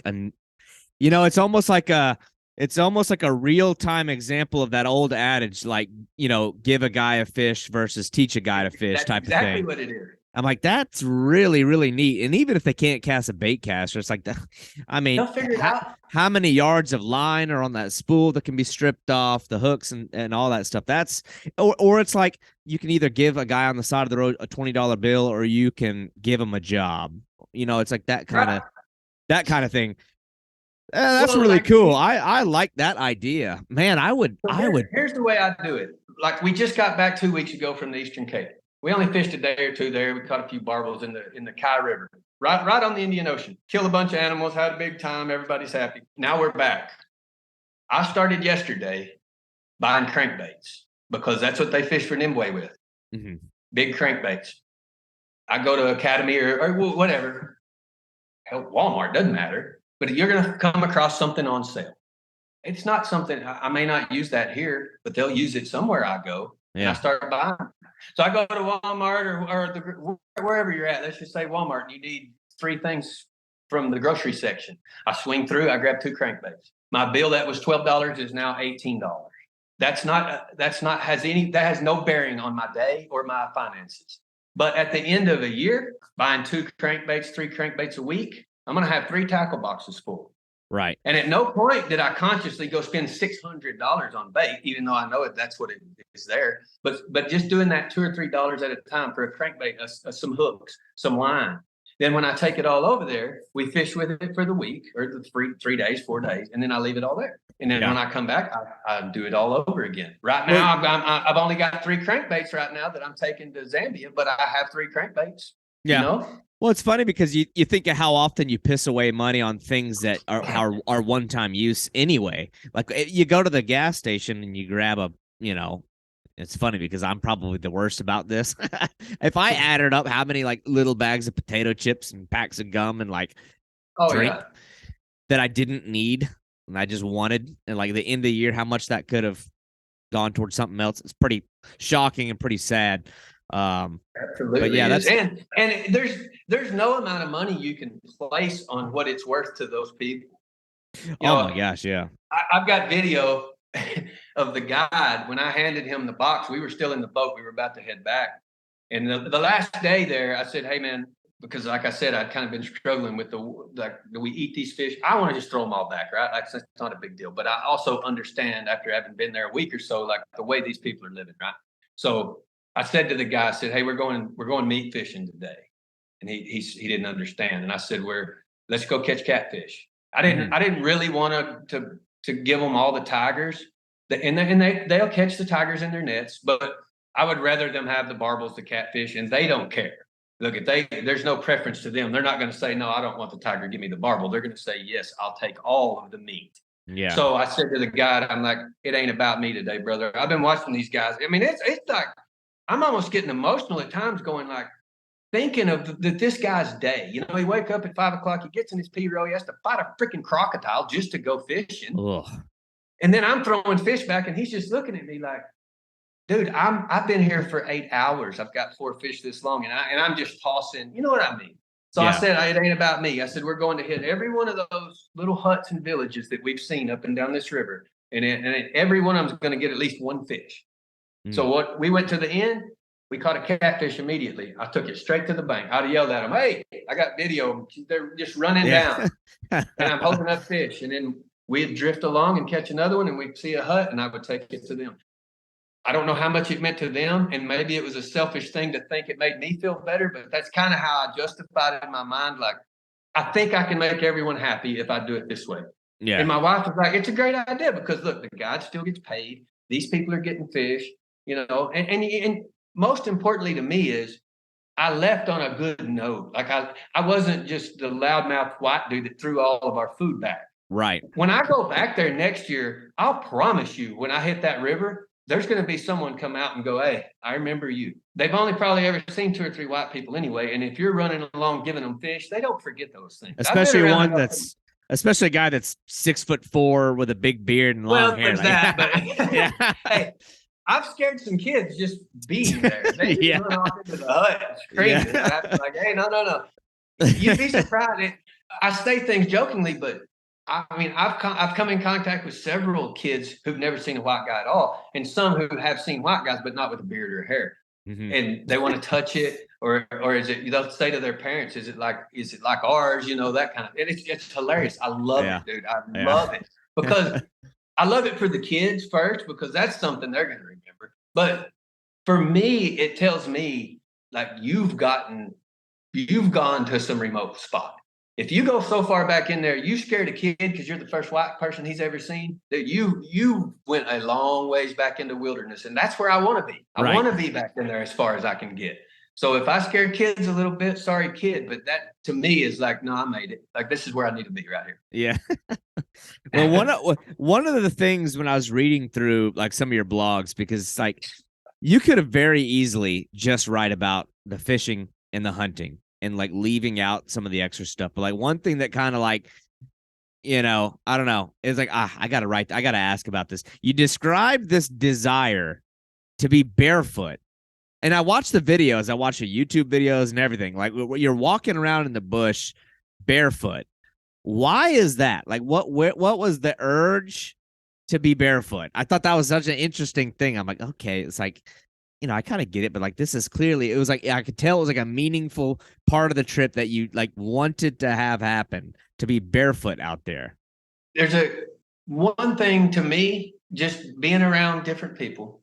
I feel like those people can relate to me more if I'm doing more what they're doing. Those people are running around barefooted, and I show up and I look like I just, a Cabela store puked on my back and I got all the greatest stuff. Yeah. We can't relate. Right. Yeah. Like to them, I'm a separate species. Like, what is this guy even wearing? He won't even get his feet dirty. Like, I have to bait his hook. That you can do that. You can go that way, but you're not going to get the best. What I've learned is to get the best out of any guy or whoever you're with, they have to be enjoying it too.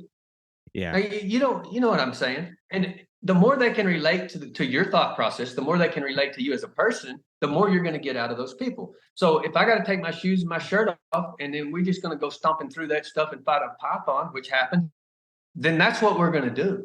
Because that's what they do. And then the more I do what they do, the more they want to do for me. They're like, you know what? This guy's not an asshole like most Americans show up. This guy will go sleep in the grass hut.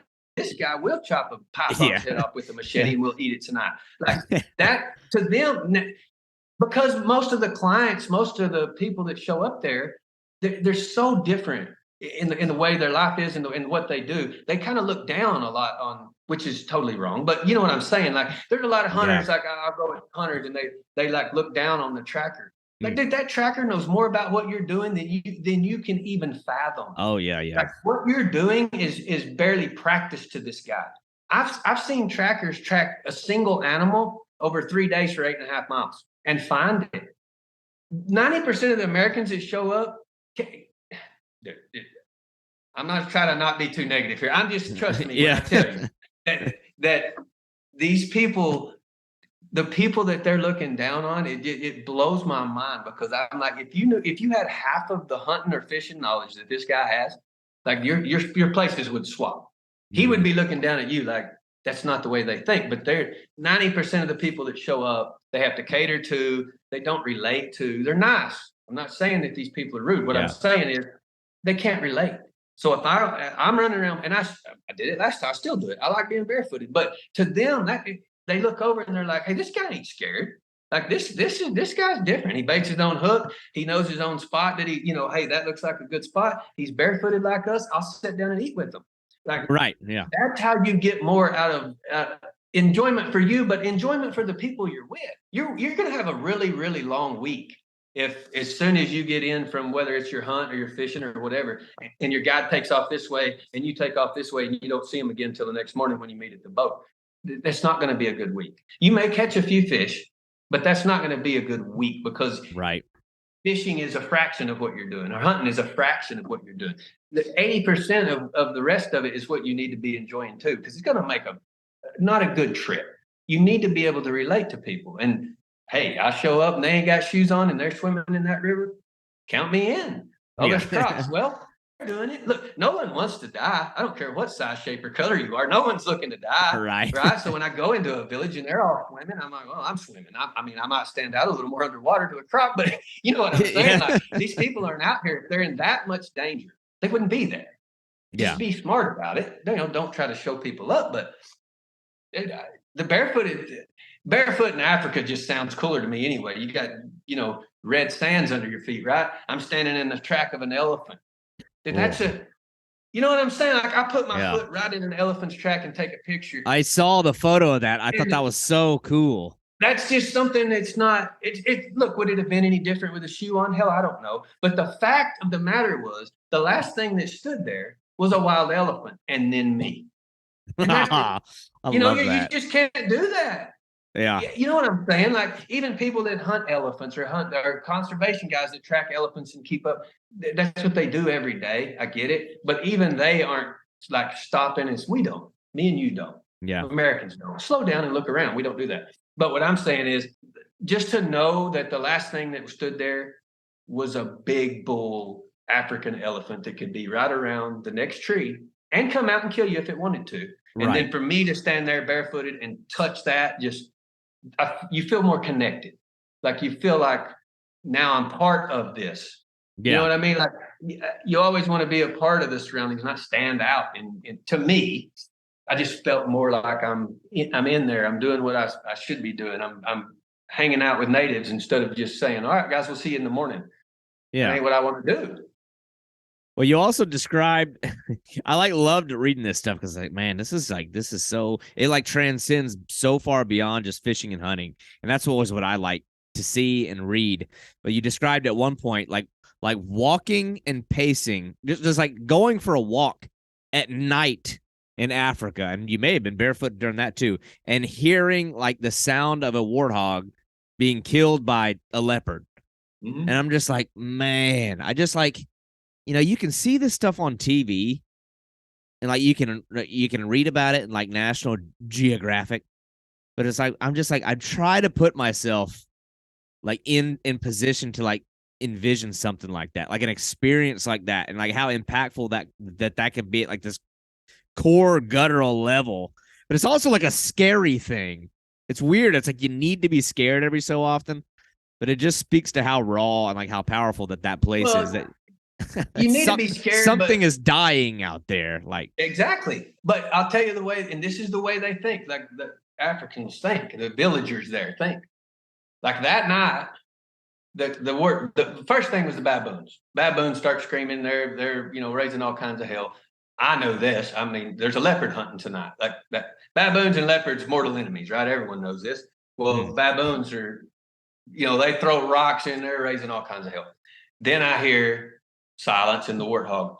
And I know exactly where this thing is. I mean, it's not far. But when I got back to the camp and I go into the tent, and one of the ladies says that everyone can, this is, it was like a passing comment. But if you think about what she said, you realize just how much like their lives are different and how much you really are in danger at all times.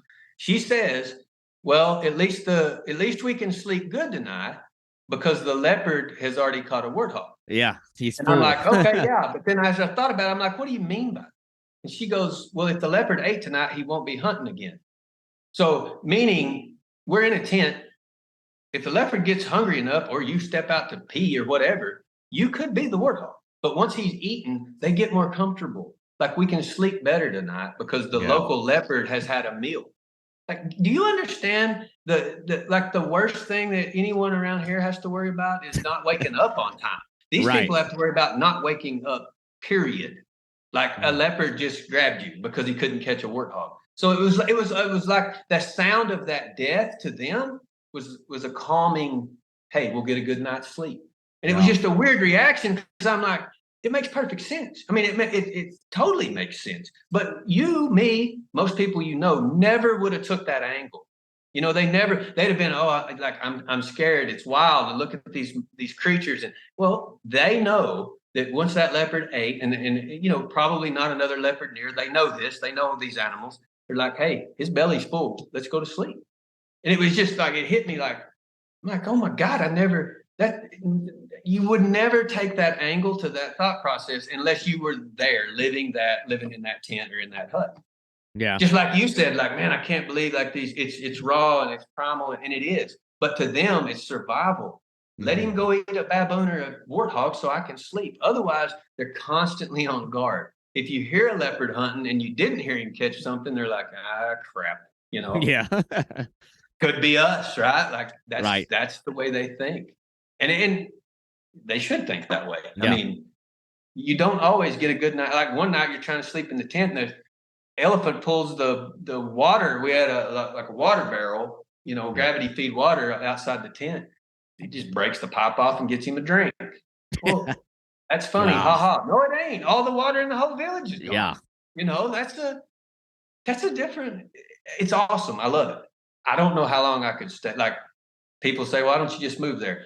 I think like those people, I'm not saying they don't appreciate it, but I'm saying they take a lot for granted, like we do where we're at. But I don't want to live there because I want to appreciate it more. And I feel like that you don't appreciate your surroundings where you're home, right? Right. I got alligator gar 1 hour from my house. You know how many people in this world would love to go, man, I can't believe you're not fishing for them every weekend. Yeah. Take that for granted. I've caught them. All right, let's go somewhere else, right? This is the way they do. I want to appreciate it more. And the going every other year or whenever it is, you'll appreciate it a whole lot more. You notice more things. You're really tuned in to every bird, everything, because it's all new, and you want to refresh all those memories you had of last time you were in Asia or last time you were in Africa, and you pay attention more. I just feel like if it was something that you did constantly, you would miss a lot of the best parts, to me. Yeah. Yeah. 100%. It's all like great perspective stuff. And like sometimes when I think about these scenarios where we might go over there to experience what they do, I also sometimes wonder, like, well, what if, like, how crazy it would be if the script was reversed and one of those guys had the opportunity to come to your home and hunt the way you hunt, and you almost like return the favor. Right. And you described one thing that I got a real kick out of, mentioning I think you let one of the guys borrow a pair of polarized sunglasses. And it's like how that man, like, he is so curious by that. I'm like, so interesting. Two things happened there. First of all, I'd caught several fish, and like I said, it's running water. I'm fishing for a catfish. The rules are basically the same worldwide. I mean, you know what I'm saying? Like they're not in the middle of the river facing down. They're in a log jam facing up. That's what catfish do in the whole wide world. So it's not that I know how to catch every fish in the whole wide world, but I'm not an idiot. I throw my bait upstream of a log jam and let it drift in there tight, and then I suck it down there and I pull a catfish out of there. That's what you would do at any creek or any river. Well, I did this a couple of times, and these guys are like, oh man, and I'm trying to, they're hunters, they're trackers, they don't do a lot of fishing. And I'm explaining to them like kind of how this, look, fish are facing this way, food's coming this way, and they're like, oh yeah, and they're buying into this, right? And I'm not lying to them, I'm just telling them they're learning. There was some little school of bait fish, and I didn't know what it was, and I kept seeing them shoot by. And I kept asking the guys, like, what is that? He was actually our skinner. He skinned our animals, but he's with us, he's driving and whatever. And I kept asking, I was like, do you know what those are? He said, I can't even see them. So I handed him my glass, and I realized then, I'm like, I always wear, you've seen the picture, I wear polarized Ray-Bans, right? So I took them off and I handed them to him when I realized he can't see because, we don't have polarized glasses. So he puts them on and freaks out immediately. He's like, oh. And he goes, how? He kept saying, how? And I'm like, how, what? He goes, how does it work? I'm like, dude, I don't know how it works. Just, can you see the fish now? And he's like, yeah, those are whatever fish. And then it clicked. You could see it. It was so funny because his face kind of went serious, and then he looked at me and he goes, so you can see all them fish you're catching? And I'm like, no. Yeah. So all of a sudden I went from like this great fisherman to, well, this is cheating. You're just looking at him. I'm like, no, that ain't what happened. So he hands them to the next guy. And the next guy and the next guy. And I tell my wife, I was like, I don't even know if this is a thing, but I hope there's not like any like nose herpes or anything, because I'm going to have them, because 30 guys that put this pair of glasses on, like I have no idea where they went. They made a circle and come back in 30 minutes, But that's something you don't even think about. Like, I've never even seen one of them wear sunglasses. They know what they are, but obviously they've never seen polarized glasses looking in the water. So when I gave him those, it was just like this, and it was a new world to him, because he had never seen, the guys lived 35 years in Africa right on that river and never even seen these fish underwater. He had no way of doing it. And now all of a sudden I give him these glasses and it's like a whole new river to him. He's just walking up down the river, pointing at things, telling me what all this stuff is. And I was like, man, it's just cool. Again, reminds you of the things you take for granted. Like, the last thing I ever would have thought that would have entertained a group of villagers for an hour would have been polarized sunglasses. Right. Yeah. Like people are like, oh, you need to take them a ball, take them a soccer ball, take them a frisbee, take them some food, or some Ray-Bans. Like, no one's ever done that. But man, it was so awesome to see them be able to see something that they lived right amongst and never had been able to see it before. Yeah. Never been able to see those fish that kind of schooled up under there. They never knew that was a thing. It's funny how you're sort of like trading experiences for things, or like, you mentioned giving people fish, giving people fishing rods, giving them fishing lures. And you're obviously getting some things out of that as well, whether it be experiences or some cool photos or whatever. But then, I guess on this topic too, before I kind of like, I could sit here and talk all day about the Africa thing, but it's all day. Well, we've also, it's like, there's so much more beyond just that one, but that one's like, there's just so much material there to talk about. But you sent me that photo yesterday, recently, where it was like a pair of, I guess you'd call them shoes, flip-flops, made out of tire treads. I don't remember. Now, this was given to you per your request, or there was like a transaction made? Tell me about that. We were hunting zebra. Me and zebras don't get along. I know people think it's, because if they're drawn in a cartoon, they're tame, right? Well, that ain't the case. Trust me. People got to remember, these animals live amongst leopards, lions, and everything wants to kill them. Okay. You are the weakest predator that's really after them. Everything else is pretty serious. So anyway, we're tracking zebras 3 days, 2 days. I don't know. It was a long time. And we get to this certain spot. We're walking up the side of this hill, and I see wheelbarrow, like tire tracks, on just a little bit of sand. I'd seen guys gathering firewood earlier in the week. So all right, that explains that, right? I mean, they wheelbarrowed up here. They got some firewood. Then later I've seen it again and again. And then I'm like, something's not right here. Like, they ain't pushing a wheelbarrow to here. And it's all the straight line tracks of a wheelbarrow, right? I'm like, what is going on here? So anyway, we get around a day or two later, and they were skinning a giraffe, and they use when I say everything, I mean everything. Cut the stomach contents out, take all of the organs, put it inside the stomach, tie a knot, throw it over their shoulder, and off into the bush they go. Every piece. Okay. When he cut this thing open, it's kind of nasty, but the contents of the stomach kind of ran down. And I glanced down to move out of the way, and I looked and realized that was his shoe print that I was seeing up there. I looked down at his sandals. They were made out of a tire. They were made out of a wheelbarrow tire. And that wheelbarrow track that I thought was people gathering firewood was him. He was tracking. And so I asked him about it, and he almost got embarrassed, which that was not my intention in any way. But he more or less, they just took some scrap leather and a couple of nails and some rivets and cut a tire in the shape of his foot and made him a pair of shoes. And I asked him, well, what about the shoes I seen you in yesterday? He said, those are my driving shoes. These are my hunting shoes. Yeah. So his hunting shoes, the ones that he needed, that he preferred to hunt in, were a wheelbarrow tire and a scrap of leather. And it was just the coolest thing ever to me. And I asked him, I said, do you want a new pair of shoes? And he said he loved them, but he didn't have the means to get them. And I said, I'll make you a deal right now. I said, I'll buy you a new pair of shoes, but you got to give me those. And he said, no, you don't want these. And I said, no, I absolutely want those. And Yeah. he goes, it's just an old wheelbarrow tire and some leather. And I said, I know. And it's the greatest pair of shoes and story I've ever seen. Dude, I'll buy you whatever shoes you want if you give me those.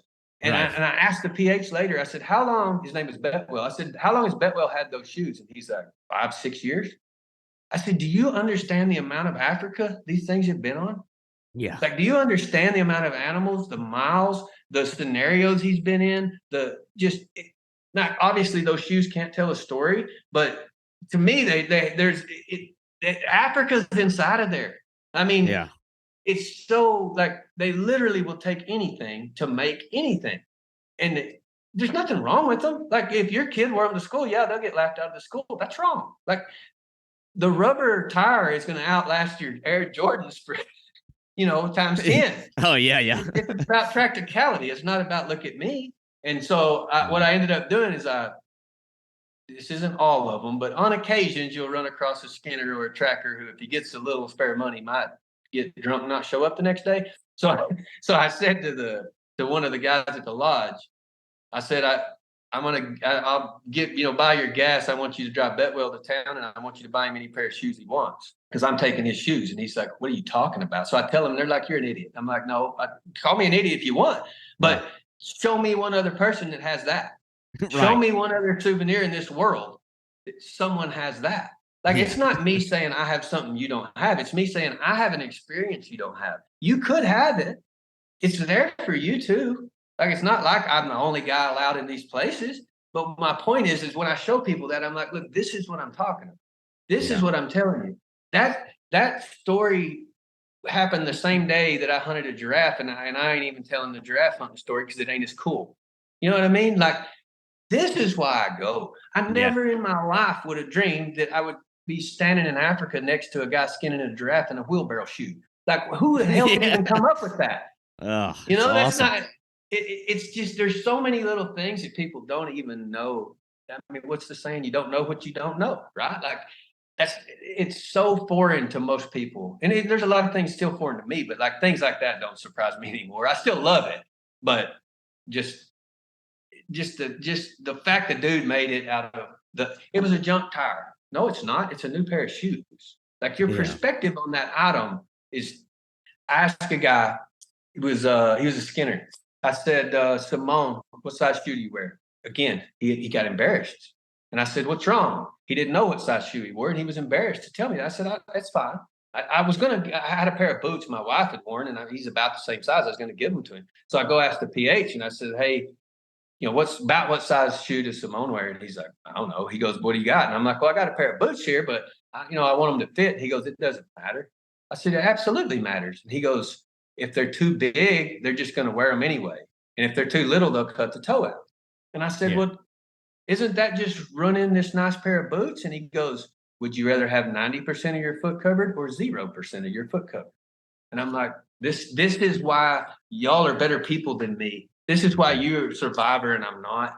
Because that dude would cut the end of that boot out to cover most of his foot instead of walking around barefooted. That makes practical sense, right? That's what you should do. That's what I should do. But that's not the way we think.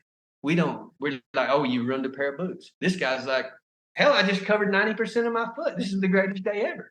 Yeah. Like, that's the difference in just the way we think, we as Americans. But you don't even know that and you need to know that. You need to know that, because when you get back over here, you start thinking different. Like, the way you operate, the way you live your daily life, what you think is important is not.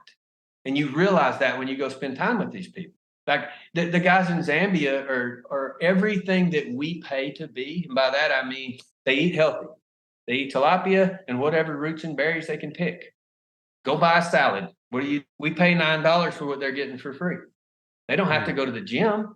They're pulling nets all day. They stand up in a P row, basically, you know, a dugout canoe, and they're pulling a net. You know the core strength it takes to stand up in that boat and then pull. Yeah. Every one of these guys look like an Under Armour commercial. They're just six pack, just cut huge. They don't work out. That Yeah. vitamin D they get all day, we're all deficient in. Like it's like the lifestyle they have is what we have gotten away from, and then we have to pay to get back. It makes no sense. You know, like eating healthy, they do that. Working out, they do that. Sunshine, outside fresh air, they do that. But they do that because they have to. We do that because we've taken that away, and now we have to go back and buy it. Now we have to go back and pay for the gym membership. Makes no sense. Those people are healthier and happier than most any American I know. And they're just doing what they're supposed to do in nature. And you think, I guess, how long, like, you know, the game and fish lasts from the time it's harvested to the time it's on the plate. It's like straight to consumption. There's not all this crap in it. It's not, you know, it's just nuts to think about. And there's no refrigeration. So if it's preserved in salt or air dried, which either way is still straight from the, you know, that's basically raw, right? Yeah. Like we caught I did give one guy one tigerfish one time, but I had to strike another deal because I had a spring hair. I don't know if I told you this. A spring hair is like a tiny little kangaroo. And I caught one night. And whenever I picked it up, I turned around. This dude's got a knife. He's trying to stick it. And I'm like, whoa, hey. I read this. You didn't have to tell me. I read this part. Well, I'm telling him, I'm like, well, you know, what are we doing here? And he's like, it's food. I'm like, we've got a lot of food. You know, I killed like a wildebeest the day before. I'm like, dude, we got enough meat. But they can't even comprehend why. Well, why would you turn meat loose? We're eating what's here right now.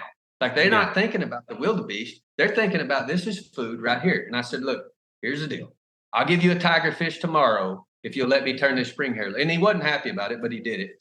And I held up to my end of the deal and I give him a tigerfish. Well, he takes that tigerfish and cuts the head off, opens it up, pulls the bones out where it's just open like a open sandwich, right? Like two pieces, but still connected, and salted it and put a stick through it and then hung it in a tree like a wind chime. And it spun around up in that tree in the shade in the wind for a day and a half. And I was like, there's no way I'm eating that. Like just because they eat it, I've learned this with food and water. They have immunities to things we don't have, right? Just like if they come over here, they're, you know the old story. But I was like, I don't know if that's safe for me. But I ate it 2 days later and it was outstanding. Yeah. But the salt put a crust on the thing where the flies and bugs can't get to it. The skin was still on it on the other side. Nothing could. Now, it's not going to last for a week this way, but 2 days, little salt and air, it was fine. And my wife's like, you've lost your mind if you're going to eat that fish. And I'm like, look, they're eating it. There's nothing wrong with it. I'm eating it. I eat it. I take a bite. It's good. It's not just, hey, you can eat it. It's actually good. So I like, here, try a piece. And she's like, wow, that's a different flavor and texture. I said, I know, but look at the way it's preserved. Look at what they're doing. You know, if you leave your leftovers out overnight, your wife's probably dumping that the next morning. We ate a fish had been in a tree for 2 days. It's fine. There's no reason for us to throw away 90% of what we throw away is what I'm getting at. Like if you have any knowledge at all on how to preserve anything other than throw it in the fridge, that's what we do. We throw it in the fridge. Yeah.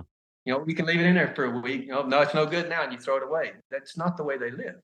They live fresh, the way you're supposed to. Like this is the way you're supposed to eat. I mean, you should only eat things that go bad, right? Like when you buy something with so much preservatives that you can leave it on the counter for a week and come back and it's still good, that can't be good for you. No. They're eating right off the land. I don't know if you saw, I saw one a while back. It made like national news. There was like, I don't remember where they found it. It was like they were doing like drywall work in a house and found like a McDonald's bag from like the 70s and opened it up and unwrapped this like burger. And it literally looked like it had just been, they just bought it. Like that can't be. I mean, it went viral, this story. It can't be good. It's shocking. But we're coming up on 2 hours, which is not a bad thing. I love it. But unfortunately, this thing will stop recording at 2 hours. But I want to kind of talk about one thing because I think of this as like, I know at some point you return home like with a bunch of like not necessarily you return home with like mental, I don't want to call it baggage, but like you have things you bring back home. And I always wonder, it's like, do you come back like happier, like with a sense, like a profound sense, I guess, of like appreciation for what you have, or is it the opposite where you it's so impactful, like these kind of trips, that you can't be happy where you're at? I always wonder, like, is there a struggle there? Is it, or maybe I'm For thinking into me, it too much? I know exactly what you mean. I got a buddy that he's went with me the last 2 years to Africa, and he just hunts. So we'll do a 4 or 5 days of hunting, and then he'll fly or he'll go where, and then we'll go fishing. But it ruined his hunting on his ranch for him because he just didn't feel like his ranch Mm. lived up to, like, there's so many more animals there. There's so much more variety. It's all new. That's part of it. For me, it's the opposite. I don't ever want to leave, but when I get home, again, that's when I start realizing like how different and how appreciative you need to be of what you just did, because I know this is a great country and all that, but if you're like me and you want adventure and you want you want to be in the wild and you want to meet these people, this isn't the best place to be. Like there's some wild places here, but there's nothing like in South Africa, even. And Oh South yeah. Africa is not even that wild. You get up into Zambia, Zimbabwe, Botswana, Mozambique. I mean, good God, you can disappear there forever. But for me, as much as I don't like coming home, I don't mind being home because I'm like, first of all, well, I'm not a rich guy. I got to go to work. So the only way I'm going to get to go on my next adventure is to go do as much work as I can while I'm here. Two, it changes your perspective when it's fresh on your mind, just like the guy with the shoes or the food we're talking about. That's fresh on your mind. And when I land, and then the first thing I do is hit the Whataburger, and I'm like, I love it. I love sweet tea, but it's so different from where I just came from. And I Yeah. want to be able to appreciate what I have, but also what I can attain, what I can do. If I don't stay here and work and I don't make a plan, I don't have money, and I start losing that desire to go other places, then I'm done. Like, just forget it. Like, why am I even going to work? What's the point? Yeah. Right? Like, I don't like coming home, but I want to be home because that's the only thing that gets me to where financially and mentally where I'm ready to go again. I Yeah. need to get to the next spot. And I'll go sit in my deer stand. Well, it'll be a hog stand this weekend, but I put bait out. I'll go out there this weekend. I'll sit there Saturday evening, I'll probably kill a pig and we'll skin it and we'll eat it. And I've done it a million times, and I love it, and I don't ever want to stop doing it. It doesn't, for me, take anything away from what I'm doing locally for me. Right. But like I No. said, I got a buddy. He's like, I don't even want to go hunt whitetail no more. I'm like, Yeah. well, but uh, he's a very end results guy. Like, he's very like, I just want to kill the kudu. I just want to catch the biggest fish. He misses a lot of things between it, and that's not the way I am. I want to go on stalks.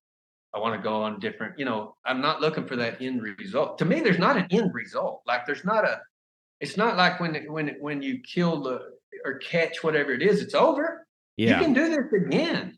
You can go to another spot. You're acting like it's the end of, like, well, I already did that. Not Yeah. ever You going don't want to back have a there again. checklist mentality with this stuff. I'm not a checklist guy and a tape measure guy. I couldn't tell you what half the fish I caught Hmm. were weighed or how long they were, and I can't tell you how big any animal were. In fact, the last PH I hunted with 2 weeks ago, I told him, put your tape measure up. I don't want to see it this week. I'm not, I was serious, but I'm not saying I wasn't rude about it. I'm like, hey, man, throw your tape measure away. And he looks at Yeah. me Yeah. like, why are you here? Throw your tape measure out. I killed that world record blessed buck, which would be the air gun world record. He said, hey, I'm sorry, but I have to pull the tape measure out because that's the biggest one. I'm like, all right, that's fine. But he even knew, like, this whole week, we're not hunting inches. We're not here for this has to be bigger than my buddies. We're here for the hunt, not the end result. And that's just how I do everything. Right. No, that's such a good perspective to have. And I don't know. There needs to be more of that out there. And I know you mentioned you don't do like a lot of the social media stuff. It's probably a good thing. It's a good way to poison your mind. It's like it's hard to know how much of that to like consume. It's because it's a good tool to like draw a little bit of inspiration from. Like it's how I met you. You know what I mean? Right. Yeah, but it's like you see a lot of people who I don't know, man. It's like they fall into it, like it becomes this weird But to me, trap. you have to, too many people look at everything as a competition. It's Yeah. not, we're on the same team in my mind. If you need information from me, call me. Look, just Yeah. because I tell you this is the spot to go, this is the guy to go to, and this is the river, doesn't mean that your result's going to be the same as mine. I'm going to point you in a direction that's going to be, make you successful as you can be with your ability. There's guys that go, dude, I am never going to try to catch a Mekong catfish. That's not fun. The fight's, an hour. Like, okay, fine. Then go catch something else. But if a guy wants to catch a Mekong catfish, call me. I'll tell you who to call. I'll tell you where to go, and I'll tell you what to do. Like, Yeah. it's not a competition. We're on the same team here. I'm here to help you. You Yeah. should help me. If I call you and say, hey, I want to catch a bowfin in Florida, I'm calling you, and I feel like you're going to go, here's the spot.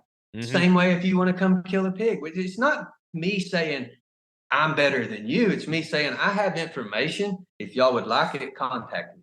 Right. That's the way I see it. It is such a great tool for doing that. And it's like somewhere, I feel like that's what it started as when it first kind of happened. It was like, and I've said this in other episodes, it's like it used to be called social networking sites. Then it turned into the term became social media sites. So it's like it changed, but it's a great tool for that kind of thing. Like I like to find people who I might be able to network with. And I've some of the best trips I've been on in the last couple of years, like were spawned from a relationship that I tied on like Instagram. Like I just came back from doing a white sturgeon thing earlier this year from some guy who I met through another guy on Instagram. But it's like, you got to like dig through the disingenuous I think stuff. you're right. You can get a feel for kind of people if you're doing like a DIY kind of deal, you need information, but you also don't need bad information. So you can sort through it where like with a guide, the guy don't have a choice who he got as a client. The guy calls and, hey, I'm booking this day. Okay. And he shows up. Like, this is why I couldn't be a guide at all. Cause I just can't deal with it. But with social media, you don't even know I'm researching you, right? I've heard you say like, I try not to be a stalker, but I'm stalking this guy. Well, that's not, that's you doing, that's you benefiting yourself and you're not harming anybody. Go ahead. That's why it's on there. It's on social media and it's public for a reason. If they didn't want you to know it, then they wouldn't put it on there. I don't know, man. It's like I look at a photo and it's like you want to know that there's a human being on the other side of that. So it's a lot of times I'll look into, I want to know, or that's really why I've enjoyed this whole podcast thing. It's funny. It's like I am probably the most antisocial. I want to say antisocial. Like left to my own devices. If I'm thrown into a crowd of people, I'm very reclusive. But I'm also like while I typically don't talk to a lot of people, I'm like very in tune with like watching, listening, learning, observing. But you can pick it's out like the BSers, Yeah, but this has all been a pretty fun way. Like there's a lot of guys that I've had on so far, or people that I was following for years before. I'm like, finally, we're like learning each other as human beings, not just at right. Billy Bob 123 on Instagram. I think when you realize, I'm not saying you personally, I'm just saying people, that what they've done is obtainable to you. People a lot of times look and they're like, man, I wish I could. Well, why can't you? Yeah. Why can't you go catch a 9-foot sturgeon? Why not? Like, it's not, these are people doing this. This is not some special group of, elite. They're dudes that go to work. Just like I do, just like you do. This is obtainable. And when you meet a lot of these people, you realize they're just a country boy like me, but they just have a different thing to chase. I got hog. My buddy wherever, Montana, that's pheasants. Hey, come down, shoot a pig. I'll go shoot a pheasant. Like, they're just people too, just like us. But everyone looks at it as like this competition. Like, this is why I'm hesitant to post a lot of things. Not because I care about what other people think, just because I don't want to look like bragger guy. It's not a competition to me, but I feel like people take it as a competition. So if I put something, it's like I'm trying to scoreboard you. That's not what I'm doing it for. If you took it that way, sorry, but I got information. If you want it, call me up. That's why I do it. Yeah. I think people who are in that frame of mind may gauge it that way, but there's enough people. I feel like the more silent people on social media, like the ones that aren't super loud and projecting everything, can gauge that really well. But anyway, I want to talk about you've done some really cool trips. and you've got awesome perspectives on these things. And I know we're talking about like social media, this, social media, that. At the end of the day, it's a great tool to connect with people, ask questions. Again, a lot of these trips seem out of reach. It seems like something that, it would cost you $10,000 to go do. But people who would want to reach out to you if they have questions about alligator gar, I see you gotten into the buffalo thing. Oh, the hunts that you do. If I was more of a hunter, I could have really turned this into that. It's crazy. And then obviously the trips, but like people who would maybe be curious beyond this podcast to ask you about this stuff. How would they find you? Like, what is your Instagram is Chris M. Cook, I think. Everything pretty much Chris Cook, except the cafes and campfires. There is a cafes and camp. I hadn't done that near as much as I need to lately, but there's still a lot of information on there. If you don't even want to talk to me, and it's just a really good read. It's a great read. I love the blog. Well, I appreciate that. But there's Cafes and Campfires Facebook page too. But then Chris Cook's my personal one. And in any of those, I'm pretty. I mean, I respond to pretty much anybody. Unless you just come at me really sideways, we're going to be all right. But and I have had those. I mean, look, I call them Disney animals. Like I told you, you put a Disney animal up, you're going to get some hate. That's fine. I get it. But I don't get violent with those people. I'm not going to cuss and scream and yell at them. Like I said, if you haven't had the experience, then don't tell me how to have my experience. Yep. Right. And I'm not looking down on someone who hasn't been there until they want to give me their opinion on something they've never even seen. Now we're going to have a problem. But no, if anybody wants any information, I mean, guides, numbers, whatever it is, or just to suggest, I don't care. Dude, I love talking about it. Like I said, I put it out there for other people because a lot of people feel like it's just not obtainable. It is. I told you, I grew up in a trailer house with a flat tire. I work 40 hours a week, just like you and everybody else. Mm-hmm. It's a mentality you need, and it's a way you need to live. If you have a $750 a month truck payment and you work a 40-hour job, you're probably not going to Africa on a safari. Sorry, right? Yeah. Like it's just that math doesn't add up. I drive a 2008. It's been paid for, cash money. I'm fine with that. My cousin says, how did you afford Africa twice in 1 year? I said, how much is your truck payment? He said, $764. I said, times 12. And he goes, yeah. Oh, wow. And I said, that's how much I spent on Africa this year. That's the difference. It was $9,600 is what he said I paid in truck payments this year. $9,600. I'm fishing in Africa twice. That's the difference. It's not that it's not obtainable. It's that people suck at being broke and trying to impress their neighbor. I got good at being broke because I was born broke. But you don't. Yeah. Who cares what the guy next door thinks about your truck? Go show him a picture of your tigerfish. That should impress him, right? Yeah. That's my mentality. That's just the way I think about it. Well, man, I don't have new stuff. I don't have shiny stuff. For what I do, I really don't have that much equipment either. Because like I said, a lot of the equipment I buy, I leave. But I'm not a gun guy. I got 3 or 4, but I'm pretty good at using them. I have 6 carp rods that are dedicated carp rods, full Euro setup. That's fine, but I'll have it for the rest of my life. I got gator gar setups. I'm done. I bought that. It's over. Take care of your crap and you're fine. I'm not saying abuse it, but I'm not saying baby it. Look, we go fishing for gator gar. It's going to get muddy. It's going to get nasty. You're going to have to hose them down when you get in. But they'll last for a long time that way.